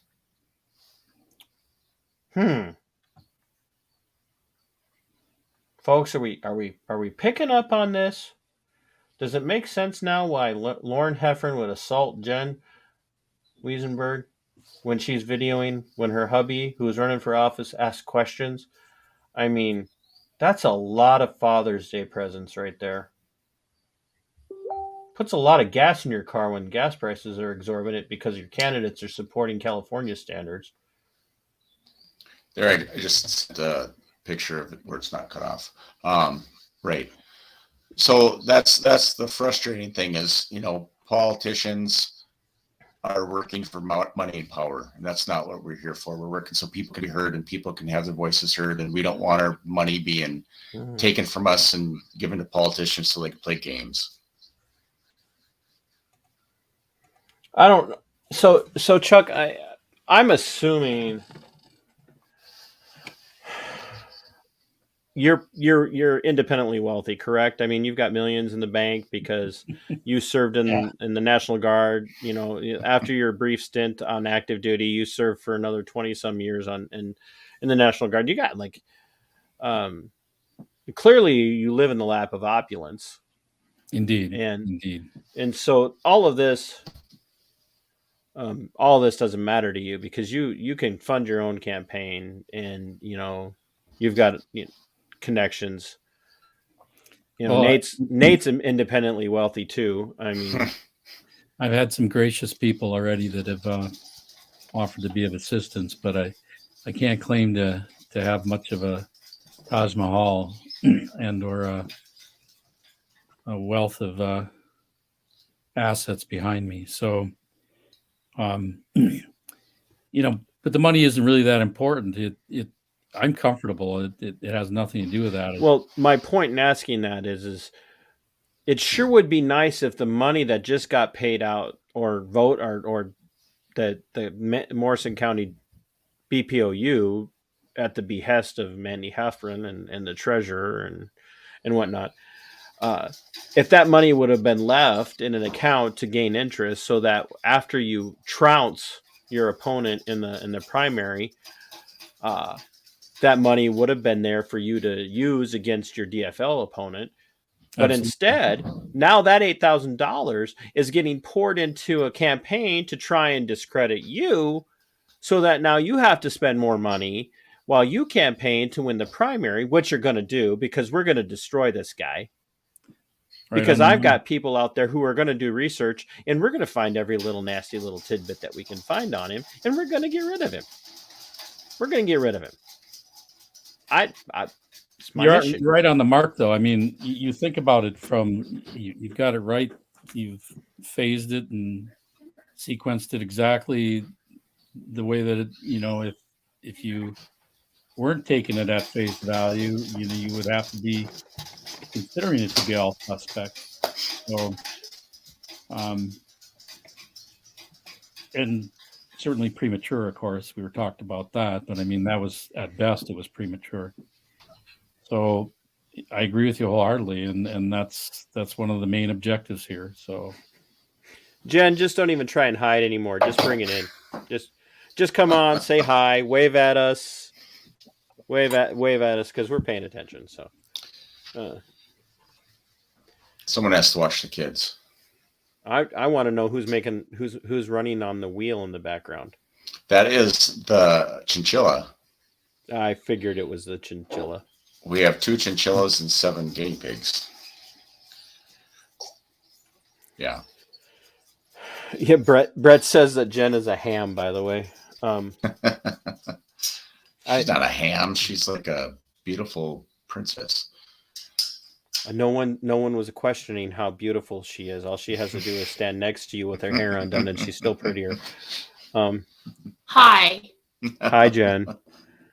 Are you guys That's the breeding your chinchilla. That was chinchillas? who was running. No, they're both males. We don't support that here. We don't. Sorry. Yeah, the chinchilla's noisy. Sorry. I don't know who Noah is, but he seems to be aware. He says Ron Krisha is an unfunny Peter Griffin while somehow managing to be even more stupid. Also, unleash the beard, Nate. I should, next time, Noah, when you make a comment like that, you got to do at least a $2 super chat. That's right. Somebody Noah's a in the good crowd's guy. got to have a really good question that they can super chat to make sure we get everybody to answer it. So, yes, I'm shilling. I want people to pay for my time. That's right. So the reason I brought that up, Chuck, and like and thank you for saying that I was getting the sequence of it. This is the reality. We're wasting money. He doesn't have to account for how he spends that $8,000 now. in a bit. He doesn't have to. Now, I'm not saying that he's out spending it on hookers and cocaine, which would still be cheaper than buying gas right now. But that's not. I'm not saying that. I'm not. That's not my point at all. My point is he doesn't have to account for that $8,000. He can sit on that. He can sit back on his laurels, so to speak, and not campaign against you and hopefully win in the primary, because I'm just going to be honest, people over the age of 50 tend to vote for the incumbent in a primary, which means you've got to go out now and you've got to work twice as hard. because he's been in office since 3 days after Jesus ascended into heaven. Absolutely. He's been in office as long as, well, before Alaska was a part of the Republic. But he could just sit back and count on all the other old folk voting for him because, gosh darn it, he's Ron Krisha, and he's been in office for a very long time.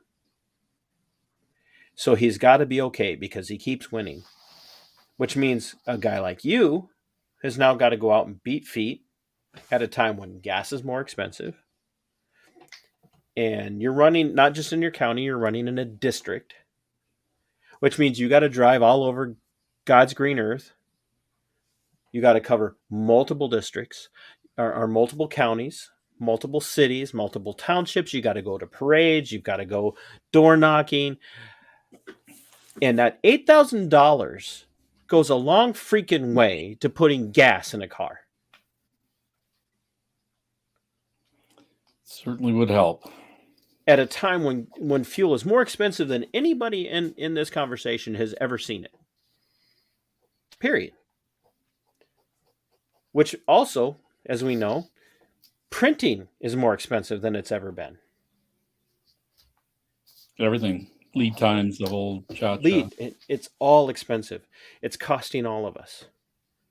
And he just got a dump into his campaign that he can hold on to, hope he wins in the primary, and then take that $8,000 and run it against the DFL. Something I want to bring up that I think people might not like to talk about. I got a video. I'm good at that, by the way. Right. I got a video yesterday that was posted by Alpha News, and it was back on May 15th. There was a club in Duluth, I think Flame Nightclub, had a like a drag queen day for children. So kids 12 and under could come to this drag queen thing. So there's this guy like shaking his butt on stage and taking money from kids. So I thought that was pretty disturbing. So I called 911 yesterday and I reported them for sexual abuse to children. And the Duluth Police Department said nobody had reported that yet. So they're going to look into that. But where I was going with this is... There we go. Bring it home. Bring it home, Nate. We've got all this disgusting stuff happening in our communities. And look who's been in charge while this happened.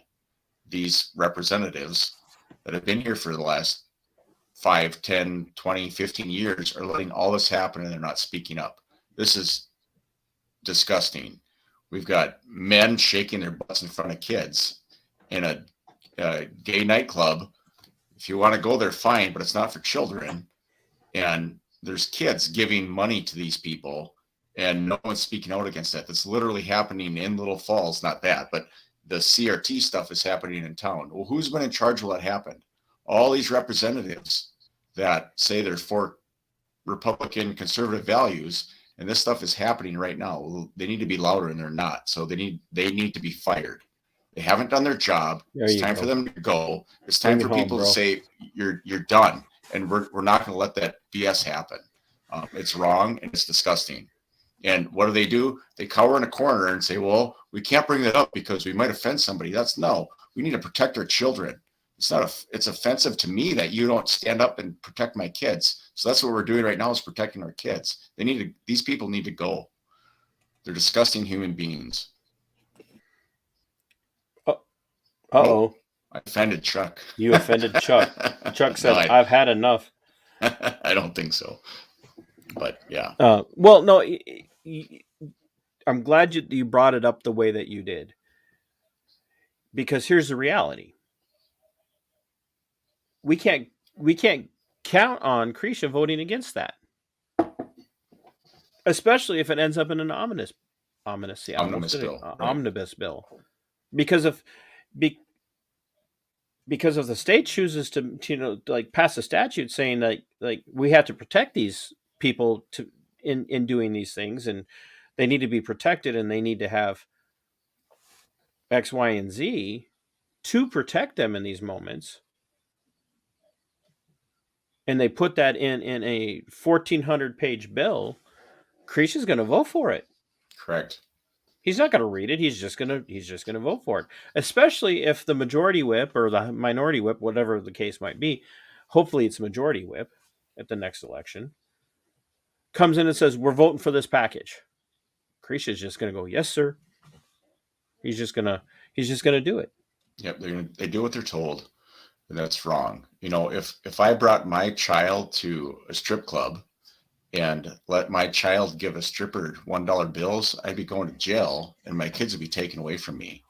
That's what happened 2 weeks ago in Duluth, and people were videotaping it and laughing about it, and nothing happened. That's gross. So, Chuck, did we offend you? No, that's what you call fat fingers. Okay. All right.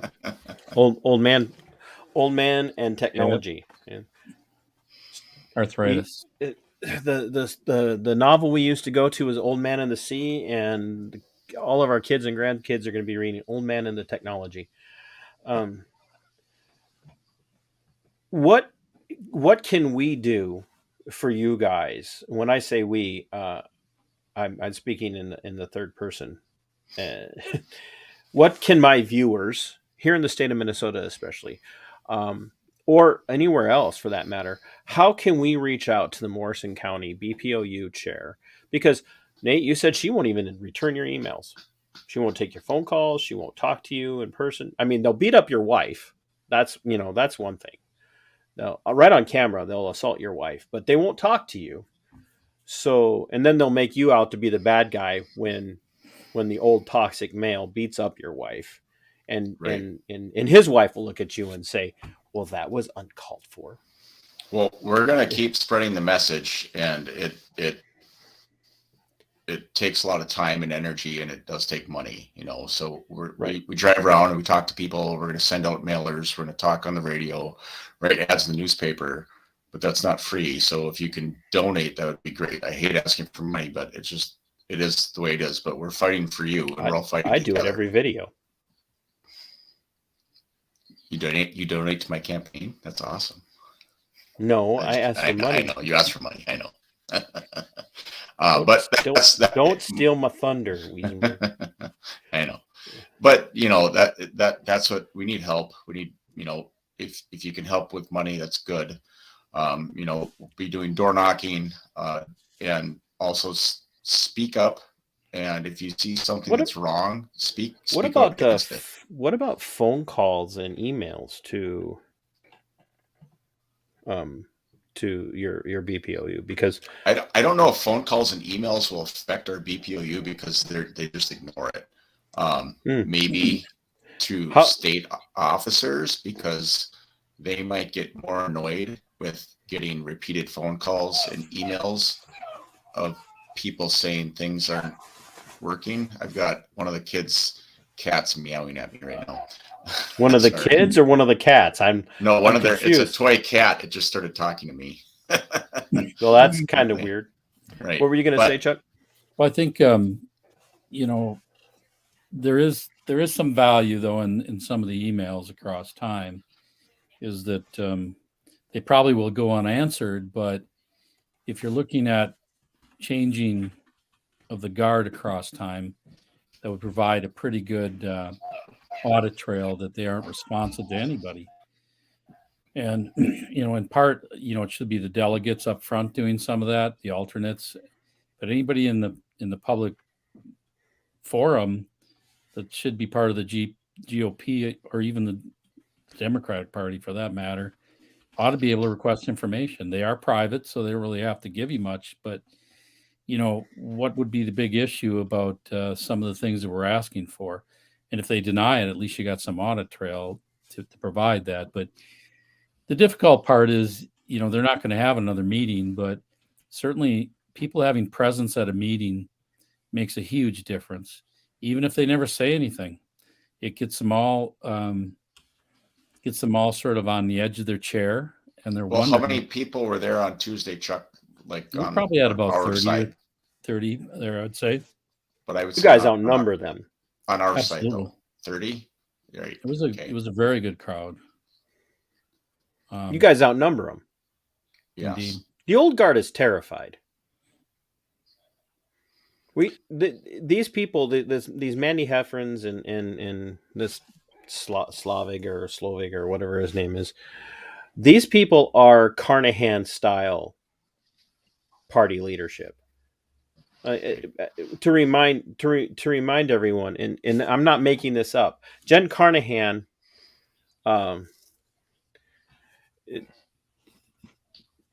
literally on audio said, "Well, we don't have to worry about Jim. He's going to be dead soon," and then chuckled. And then also was heard and recorded and reported, like clearly saying, we got to get all of these Trump type people and all of these others and these Action for Liberty types and all these conservative base people. I want them out of the party. I want these people driven out of the party, which eventually led to her getting driven out of the party only after the party chose to pay her off. Right. After she aligned herself with the guy who was charged with a sex crime.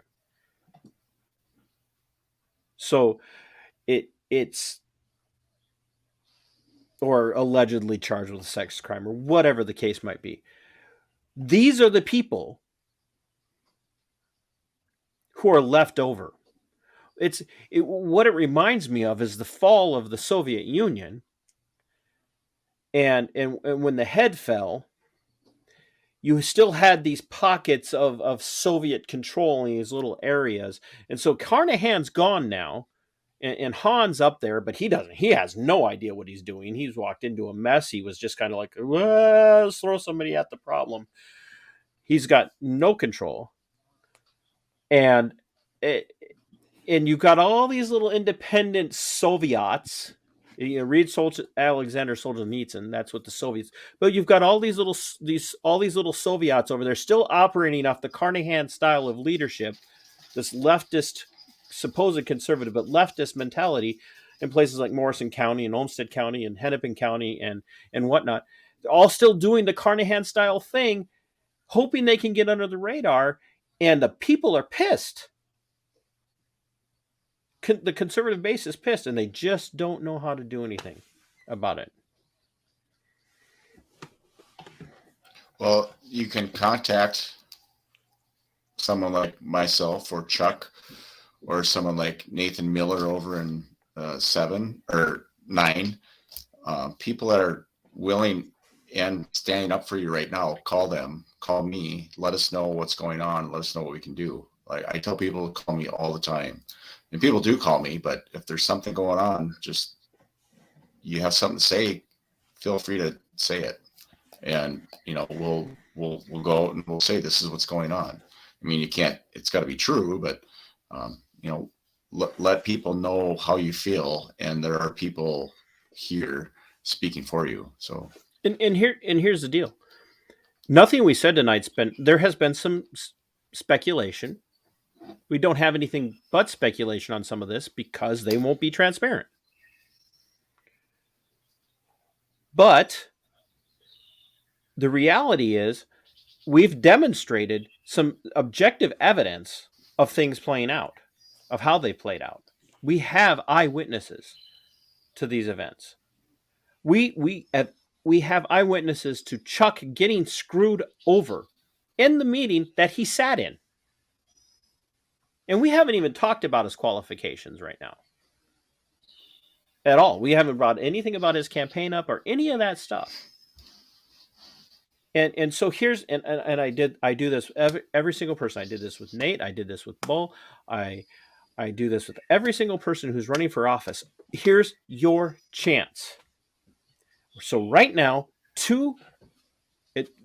Mandy and anybody else in the Morrison County BPOU or the 7th District or any of the congressional districts, whatever, that fall within the parameters of where Morrison County falls. If you want to tell your side of the story and you can produce tangible, objective,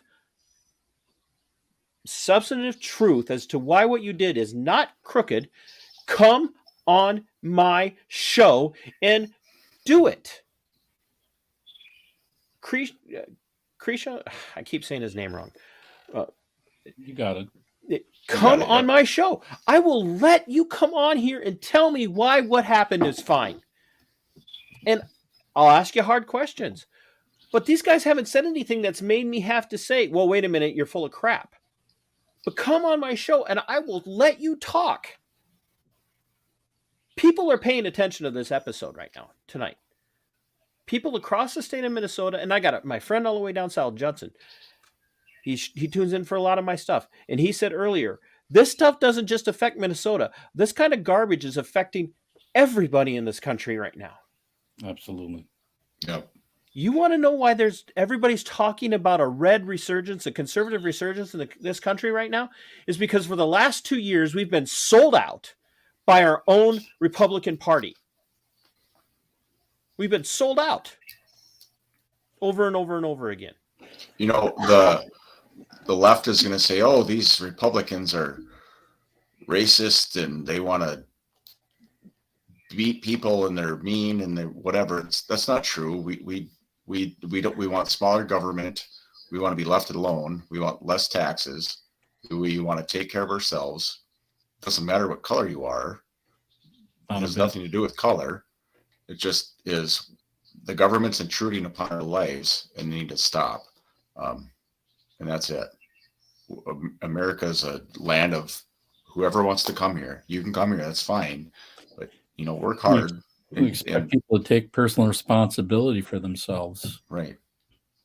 But what are we seeing, Chuck, right now is that we can't even get the party that should be about personal responsibility to take responsibility. Yeah. Right. Excellent point. You know, and yeah, it just this is what they asked for, and then they don't like the results. You know, people that are actually giving them hard questions and asking very specific things and how that's being done, and then they're applying it against their own policies and standards, and they're not even meeting their own. If you want to get in trouble with any inspection, government or otherwise, just don't follow your own policy. It's the first place they're going to look. So all these smart people that are way ahead of me, they've been looking at this and saying, well, you're not even doing what you said you would do in your policies, your procedures, your bylaws, Constitution, whatever the case may be. You're guilty. It's just that simple. It happens all the time. You know that in the military. How many times people get in trouble? They don't follow their own SOP. So, you know, this is the same kind of thing, but then most of the time they were too busy following the SOP to follow the SOP, which is what caused the problem. Yeah, but let's not be indignant about it then after that. Right. It's like, just let's own up to it and correct it, but that's not the case. It's just more of the same and deflection and not answering. So that's what gets people cranked. Well,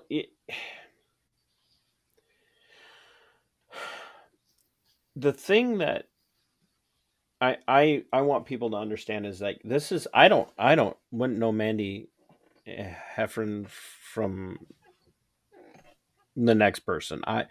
And if you've watched enough of my stuff, I don't care how famous you are. You know, Nate, I think you saw it. I caught Burke outside of the convention center. I don't know if you guys saw it. It was like 5 minutes. I just said, hey, you want to talk? I had somebody come up to me afterwards. That was Matt Burke. I'm like, yeah, he's running for lieutenant governor. And like, he was a Viking. And I'm like, I don't care. Right. You know, I don't really care who you are. I don't care how famous you are. I don't care how important other people might think you to be. Like, I don't care if you're Scott Jensen, you got the nomination. I'll talk to you, you know, but I'll also call you out. And that's what we need and we've got way too often. And this is really how you end up with a guy like Ron, who's been in office for so long, is he's now kind of become a celebrity. And if, you know, for the lack of better terminology, just, you know, I don't know what he does. I don't know if he owns businesses up there. Whatever it is, I don't know. But what I do know is that some of these people get into office and they're in office for so long. It's like when they walk into the local diner or the local restaurant or the local event or whatever, it's like, oh, he was down at the Republican booth at the fair this year. And I made sure I went down there and got to shake his hand. And that's what it's come down to. We've turned these people into celebrities and they're not. And so they do. They get into office, they're there for a couple of terms and they forget that they're servants and they become entitled. And it's really it's the very thing that our founding fathers were really trying to fight against. One, they never envisioned a two-party system. One, they hated it, the idea of a two-party system. Two, was the idea of some sort of entrenched royalty. And what do we have right now? At the federal level and at the state level, we've got entrenched royalty in the parties. Like, look at it. We've had two presidents in my lifetime that came from the same family, which both, by the way, were very bad for our country. I think a guy like Ron feels like he just is owed to keep being a House member. But it's kind of interesting when I, started calling people back in November and talking about all the bad stuff that's happening in our county. And, a lot of people are mad and frustrated that these policies are happening in our school and taxes are going up and all this. And we start talking about Ron Krisha. Like, who's Ron Krisha? Like, you don't know who he is? Like, well, so I think he feels like he's important down there, but here there are so many people that had no idea who it is. I think probably because we're a conservative community, people are working hard. They go to work, they come home, they do their thing. They don't pay attention to politics because politics is not fun to get involved in. So people just assume that the person that is representing them is representing them. So they check that R box and they think that, oh, well, that guy is going to do what's good for me. That's why we are where we are right now, because you're checking that R box, but really you're checking a D box and you don't even know it because we've been misled for so long. So the reason we are where we are is because we've been voting for a Democrat for 6 years. Maybe he was kind of Republican in the start, but he's a Democrat. And that's why we are where we are. We need different representation. So and people don't even know it because they just don't know. And that's why they don't know what they don't know. Right, exactly. So, and you guys nobody remember wants to get involved in politics. You guys remember the old? Well, not you, Wesenberg. You're too young. Chuck, you remember the old G.I. Joe cartoon? Oh yeah. You used to rush home. Oh, okay, maybe not you. You're probably too cool cruising around. I was still young enough. But the old G.I. Joe would always end with, "Now you know." So these people these people don't know what they don't know, and they need people to tell them. I just have to tell you guys something while we've been chatting. I'm not gonna blast him out here, but I had ordered a couple of these because somebody said they were going to buy some and they didn't come through. So if you guys can see it, these are Slate coasters. And I said I was going to give, I had two of them, and one of them is going to go to a supporter who during my live stream the other day with Anthony Welty. If you guys have not had a chance to watch that conversation, you should go listen to Anthony from Wednesday night. Anthony is amazing. He's done some work with Travis Bull Johnson, by the way. I said I was going to give these away to the next people who subscribe. Well, so while we've been talking, somebody from your guys' neck of the woods subscribed on Subscribe Stars. So I'm going to, even though it didn't quite meet the demands of the last one, that individual, just so you know, is going to get one of these for subscribing to my Subscribe Star. And they didn't go to the most expensive level. We'll save that for the doctor in the room that's watching. Come on, Jenny. Yeah, come on, Jenny. I know that a lot of this has been, me ranting a little bit and you guys kind of sharing your stuff, but I wanted people, we presented both opinion and statements of fact, and we also presented some photographic evidence of how this has played out. This has got to end. If you are in Morrison County and you're watching this tonight, or if you're in Morrison County and you're watching this, but you have friends that don't know any of this stuff, all you have to do is send them the link to this video. Just send them the link to this video. Let them make up their own minds. Maybe TC's a crackpot and you guys are, shooting yourselves in the foot campaign-wise for coming on here. I don't think so. I don't.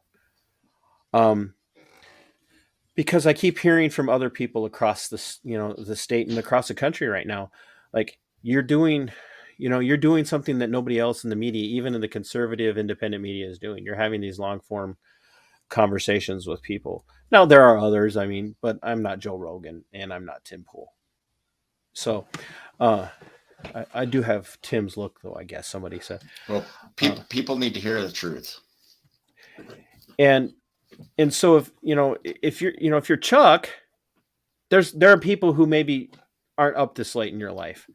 You can send it to them when they get up for their morning coffee, and they can watch and they can listen and let them hear, let them see, let them see these things. It's a little long. They can watch it in 15, 20-minute increments. They don't have to. They can log back in and watch it all over again or watch from where they left off, but let them make up their own minds and start to ask these hard questions. And then here's the other thing I'm going to ask, and I know that you guys will agree with me. Start showing up at the meetings. Absolutely. Start showing up at the meetings. If you consider yourself a Republican, ask yourself, when's the last time you were involved? And if the only time you've been involved has been at the polling place, are you really a Republican or are you just a voter? And there's a difference.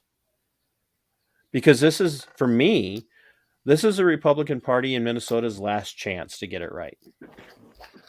Well, we also have people, not just in the Republican Party, that are listening to us. We have all people listening to us because we're telling the truth and we're representing the truth. So I've had people from all aspects of different parties come to me and say, thank you for just speaking out and telling the truth. Because when I'm presenting something, this is factual information. I'm not making it up. I can present you with facts. They can look at it and say, well, what you're saying is the truth. So they feel appreciative of what we're saying because it's the truth, and they don't even feel like they're represented on the Democrat side or whatever party they're in. People are not being represented right now. So we just need to represent Americans. Right. Chuck, like I said, I want to have you back on. So let's make sure that we get that out there. If you working with your campaign or somebody else like Nate or somebody else can send me screen grabs of detailed voting records. I see, look at him. The military guy is actually handwriting a note to himself right now. I see that. I see what you're doing there. If somebody who has the time can dig into his voting record and send me a key, it doesn't have to be his entire voting record, because like any other person who's been in for a long time, I'm sure there's places where he's voted the right way, and there's been places where he hasn't, or he's not just choosing not to.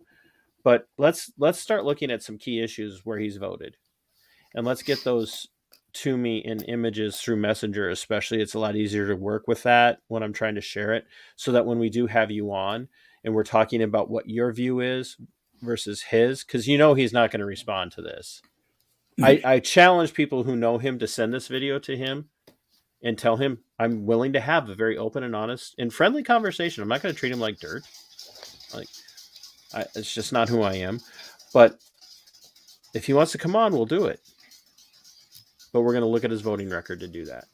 If he doesn't want to come on, then the next time I have you on, Chuck, we're going to go through his voting record as much as possible. And we're going to ask the hard questions without him being here to answer, and ask you how you perceive those votes. And continue, you guys, to push for this transparency through Heffron and her lackeys, so that either they produce the evidence that you're asking for, produce the minutes, produce the voting and all of that stuff, and produce the accountability, or we'll come back and we'll blast them again. Right. And if they're giving away that money, they have to have voted on it during a BPOU meeting. So they better have the minutes for it. Right.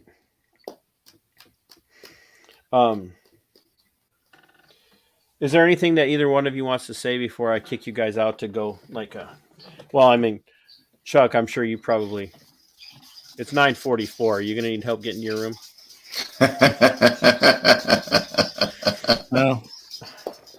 I'm actually a night fighter, so Yeah, I'm kind of the same way too. And that's there's people in the chat room that'll tell you that you could get a hold of me all the way up to 1 or 2 o'clock in the morning typically, but maybe don't be calling me at 7. So yeah, I'm never an beat early that. morning person. I stay up until the early morning. Yeah, but all my life I'm trying to transition somehow, but it isn't working that great. But I do need It doesn't work. Yeah. No, I would just tell you that an opportunity like this is exceptional.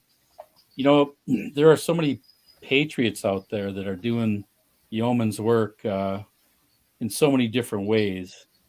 The energy is gratifying to see. It's very heartwarming from a standpoint that people are putting themselves out there where they wouldn't have in the past, and it's for the truth really. It's for the future. It's not, there's no self gratification. They might get some self gratification out of accomplishing things, but they're not doing it for their own self-interest by any way, shape, or form. So I would just tell you, if I used to listen to Prager, I haven't to for a little while, but if you're not going to do it, then you need to support those who are doing it. So, regardless of the outcome here, we can't give it up, and we have to play a role. There are people that are data mining out there. They're doing essentially FOIA requests to the state to get these people to get the sunlight out on it. And that's the most embarrassing piece for these people have been around since forever. They aren't doing their jobs. You look at all these state agencies and all they do is create task force and, come up with things that actually they have to throw more money at. They don't even care about the second and third order of effects that happen to people that get caught up in what their policies and things are. So I would just tell you that what you're doing is exceptional. What Nate and Jen have already done and the group of people that have been supporting them is absolutely exceptional.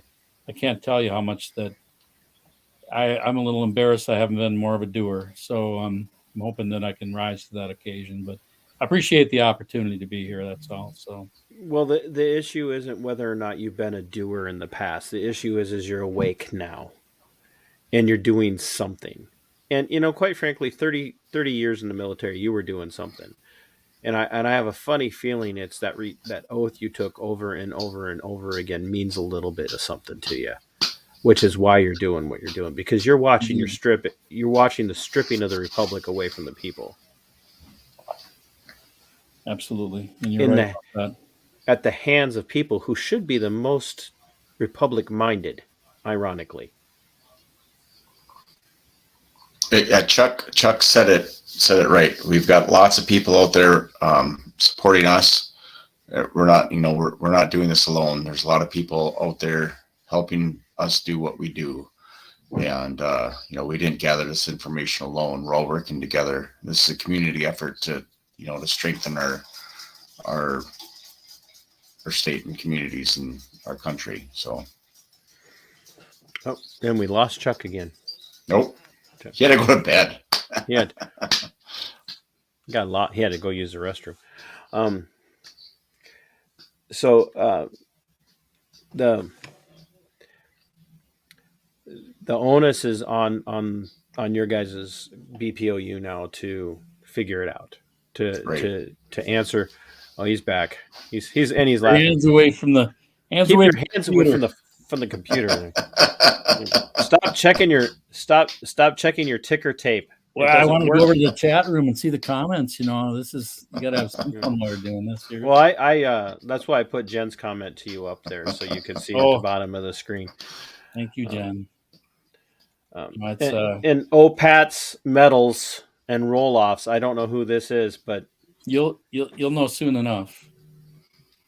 I don't know what that means. It's Jordy. That's vaguely threatening, and I just remember I'm always armed. Just hold you. You'll know soon enough, Mister.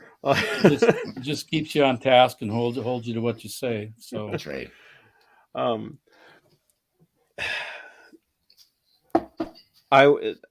I want you guys to stay on top of this so that whatever happens, whether they get transparent with you or not, we can talk about it. If they get transparent, hey, great, we'll come on and say, hey, look, they've come forward, they produced everything.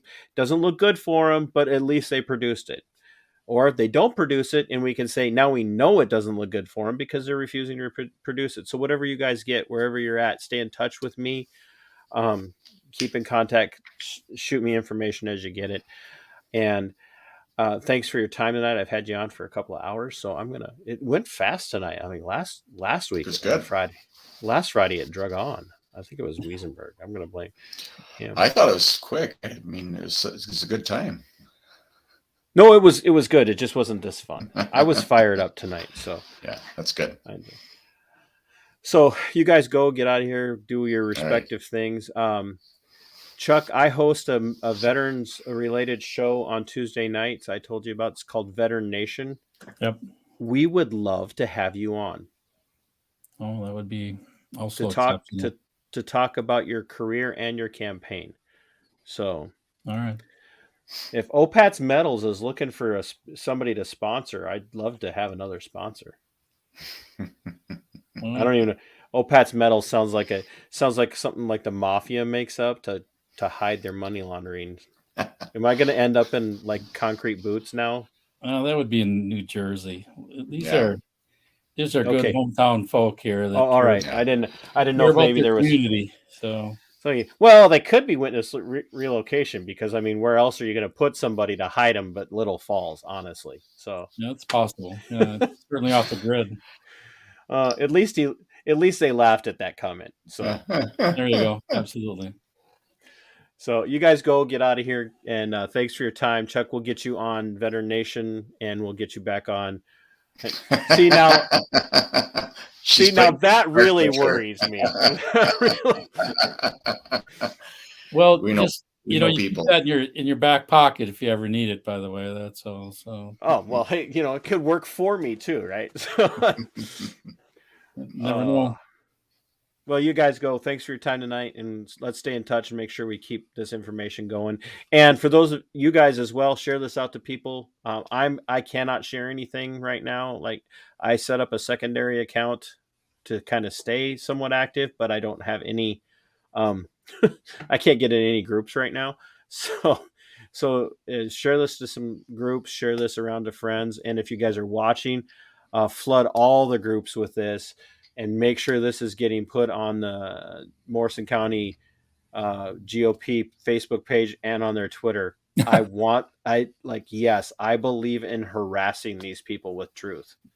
Spike Cohen said it in his speech from on the stage of the Libertarian Party. He goes, cyber bully agents, federal agencies until they take their pages down. And the reason that's funny is he actually did that. I think the I think it was the ATF. He cyberbullied them so bad they actually took their Twitter page down. Like, one man against an entire alphabet agency, and they ran scared. So, thanks for your time, guys. I'm going to do a little bit of a close, do a little bit of promo for Arden Sales Group.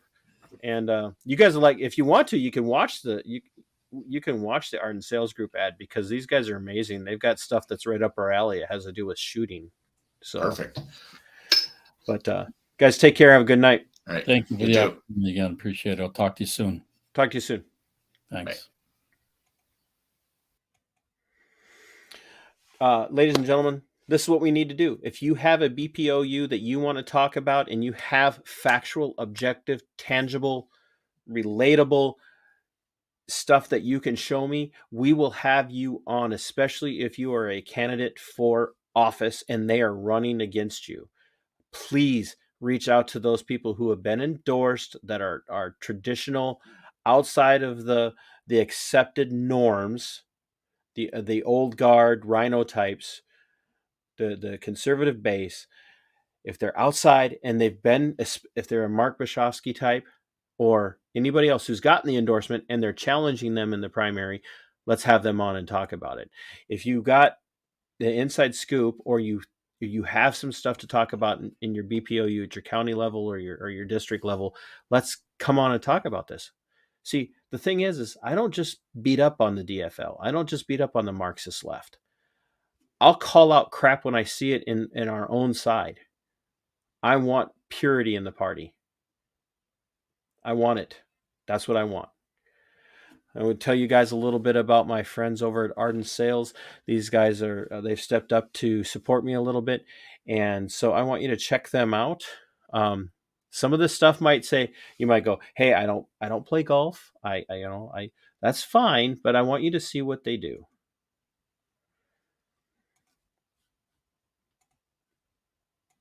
Here's what Arden Sales does, right? Check this out. Skills training software for firearms, skeet shooting, family fun games. There's a really, here we go.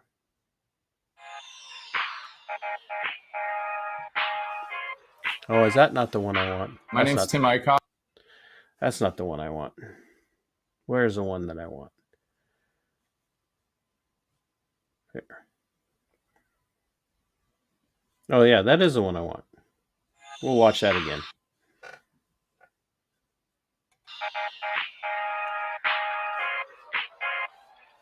My name's Tim Eichhoff. Welcome to our home. You're visiting us here in Edina, Minnesota, where we have super long winters. My 29-year-old daughter and my son-in-law and a good buddy are coming over to spend some time doing what we do, especially during the winters. Why don't we head down and play some games? This whole story really began about 2.5 years ago when we sold a software development company, which ultimately afforded us the opportunity to buy a home and design it the way we wanted. One of the key elements to this was a golf simulator. I had two main criteria. It had to be accurate and it had to look real. It couldn't look like a video game. Oh, is it $5 for a chip in from off? Yes, it is. I selected the HD Golf Simulator. Now imagine this The thing about this course that's really with cool firearms is how training, far down, because that appeals to my crowd right there, right? it's amazing. What we're really excited about is HD Golf has introduced their multi-sport. And that multi-sport includes soccer, baseball, football, dodgeball, hockey. We can watch Game of Thrones. We watch Vikings games, Wild games, Twins games, any type of sporting events on big screen. We can play Xbox on it. It's a super awesome party room. I think for us, we're a highly active couple. We're really into sports, really into activities here in Minnesota in the summer, but winter months come and it's easy to get stuck inside. The simulator is an opportunity for us to just be with family, be together, engage in an activity that's competitive and fun. All right, Jen, I'm going to control the goalie. Are you sure you're ready? Yeah, you're not going to Are you start. sure you're Yeah, ready? let's see. Oh, yes. Oh, so now imagine that with firearms training for my conservative Rocks and Cows base. Check out Arden Sales. They are true patriots. I'm in constant communication with them every day. I met them because of my content with Dr. Neil Shaw. So these people are legit. They're down to earth. So I would strongly recommend you guys take, especially in this day and age right now where it's getting more and more expensive for us to go out and enjoy ourselves and do things around the country. Something like this would be a phenomenal way for you to spend time with your family and get reconnected with them, especially after having to be so isolated over the last couple of years. So check out Arden Sales. I want to thank all of my Subscribe Star people. It's growing every day. I want to thank Second Generation Creations. I want to thank Indy's Coffee for making my coffee. If you are a coffee lover, you will love this coffee more than anything else. So message me if you'd like to order some, tcpearson@protonmail.com. And if you just want to do something simple, you can go to Subscribe Star Minnesota Black Robe Regiment podcast to find me there. I would love your support. Please, if you haven't subscribed to the channel yet, subscribe now. Like the video, comment on the video, share the video. If you're watching this in the playback and you like what you see, do a super thanks. I would appreciate it. I want to be able to keep doing this. And as you know, things like this stuff, it's just not cheap to keep doing this stuff anymore. So, but more than anything, hold your local BPOUs accountable, hold your local elected and appointed servants accountable. Do not tolerate tyranny. Demand transparency at every level of the state, all the way up to the federal state. So until next time, my friends, sic semper tyrannis. We are going for the bombing T-30. Stand by for further instructions, Minnesota Black Robe Regiment. Secondary guidance systems engaged. Minnesota Black Robe Regiment, it will be on my mark.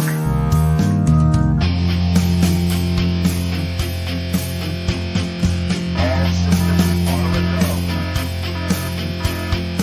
All systems are a go. Minnesota Black Robe Regiment, you are over the target. You are authorized to fire at will.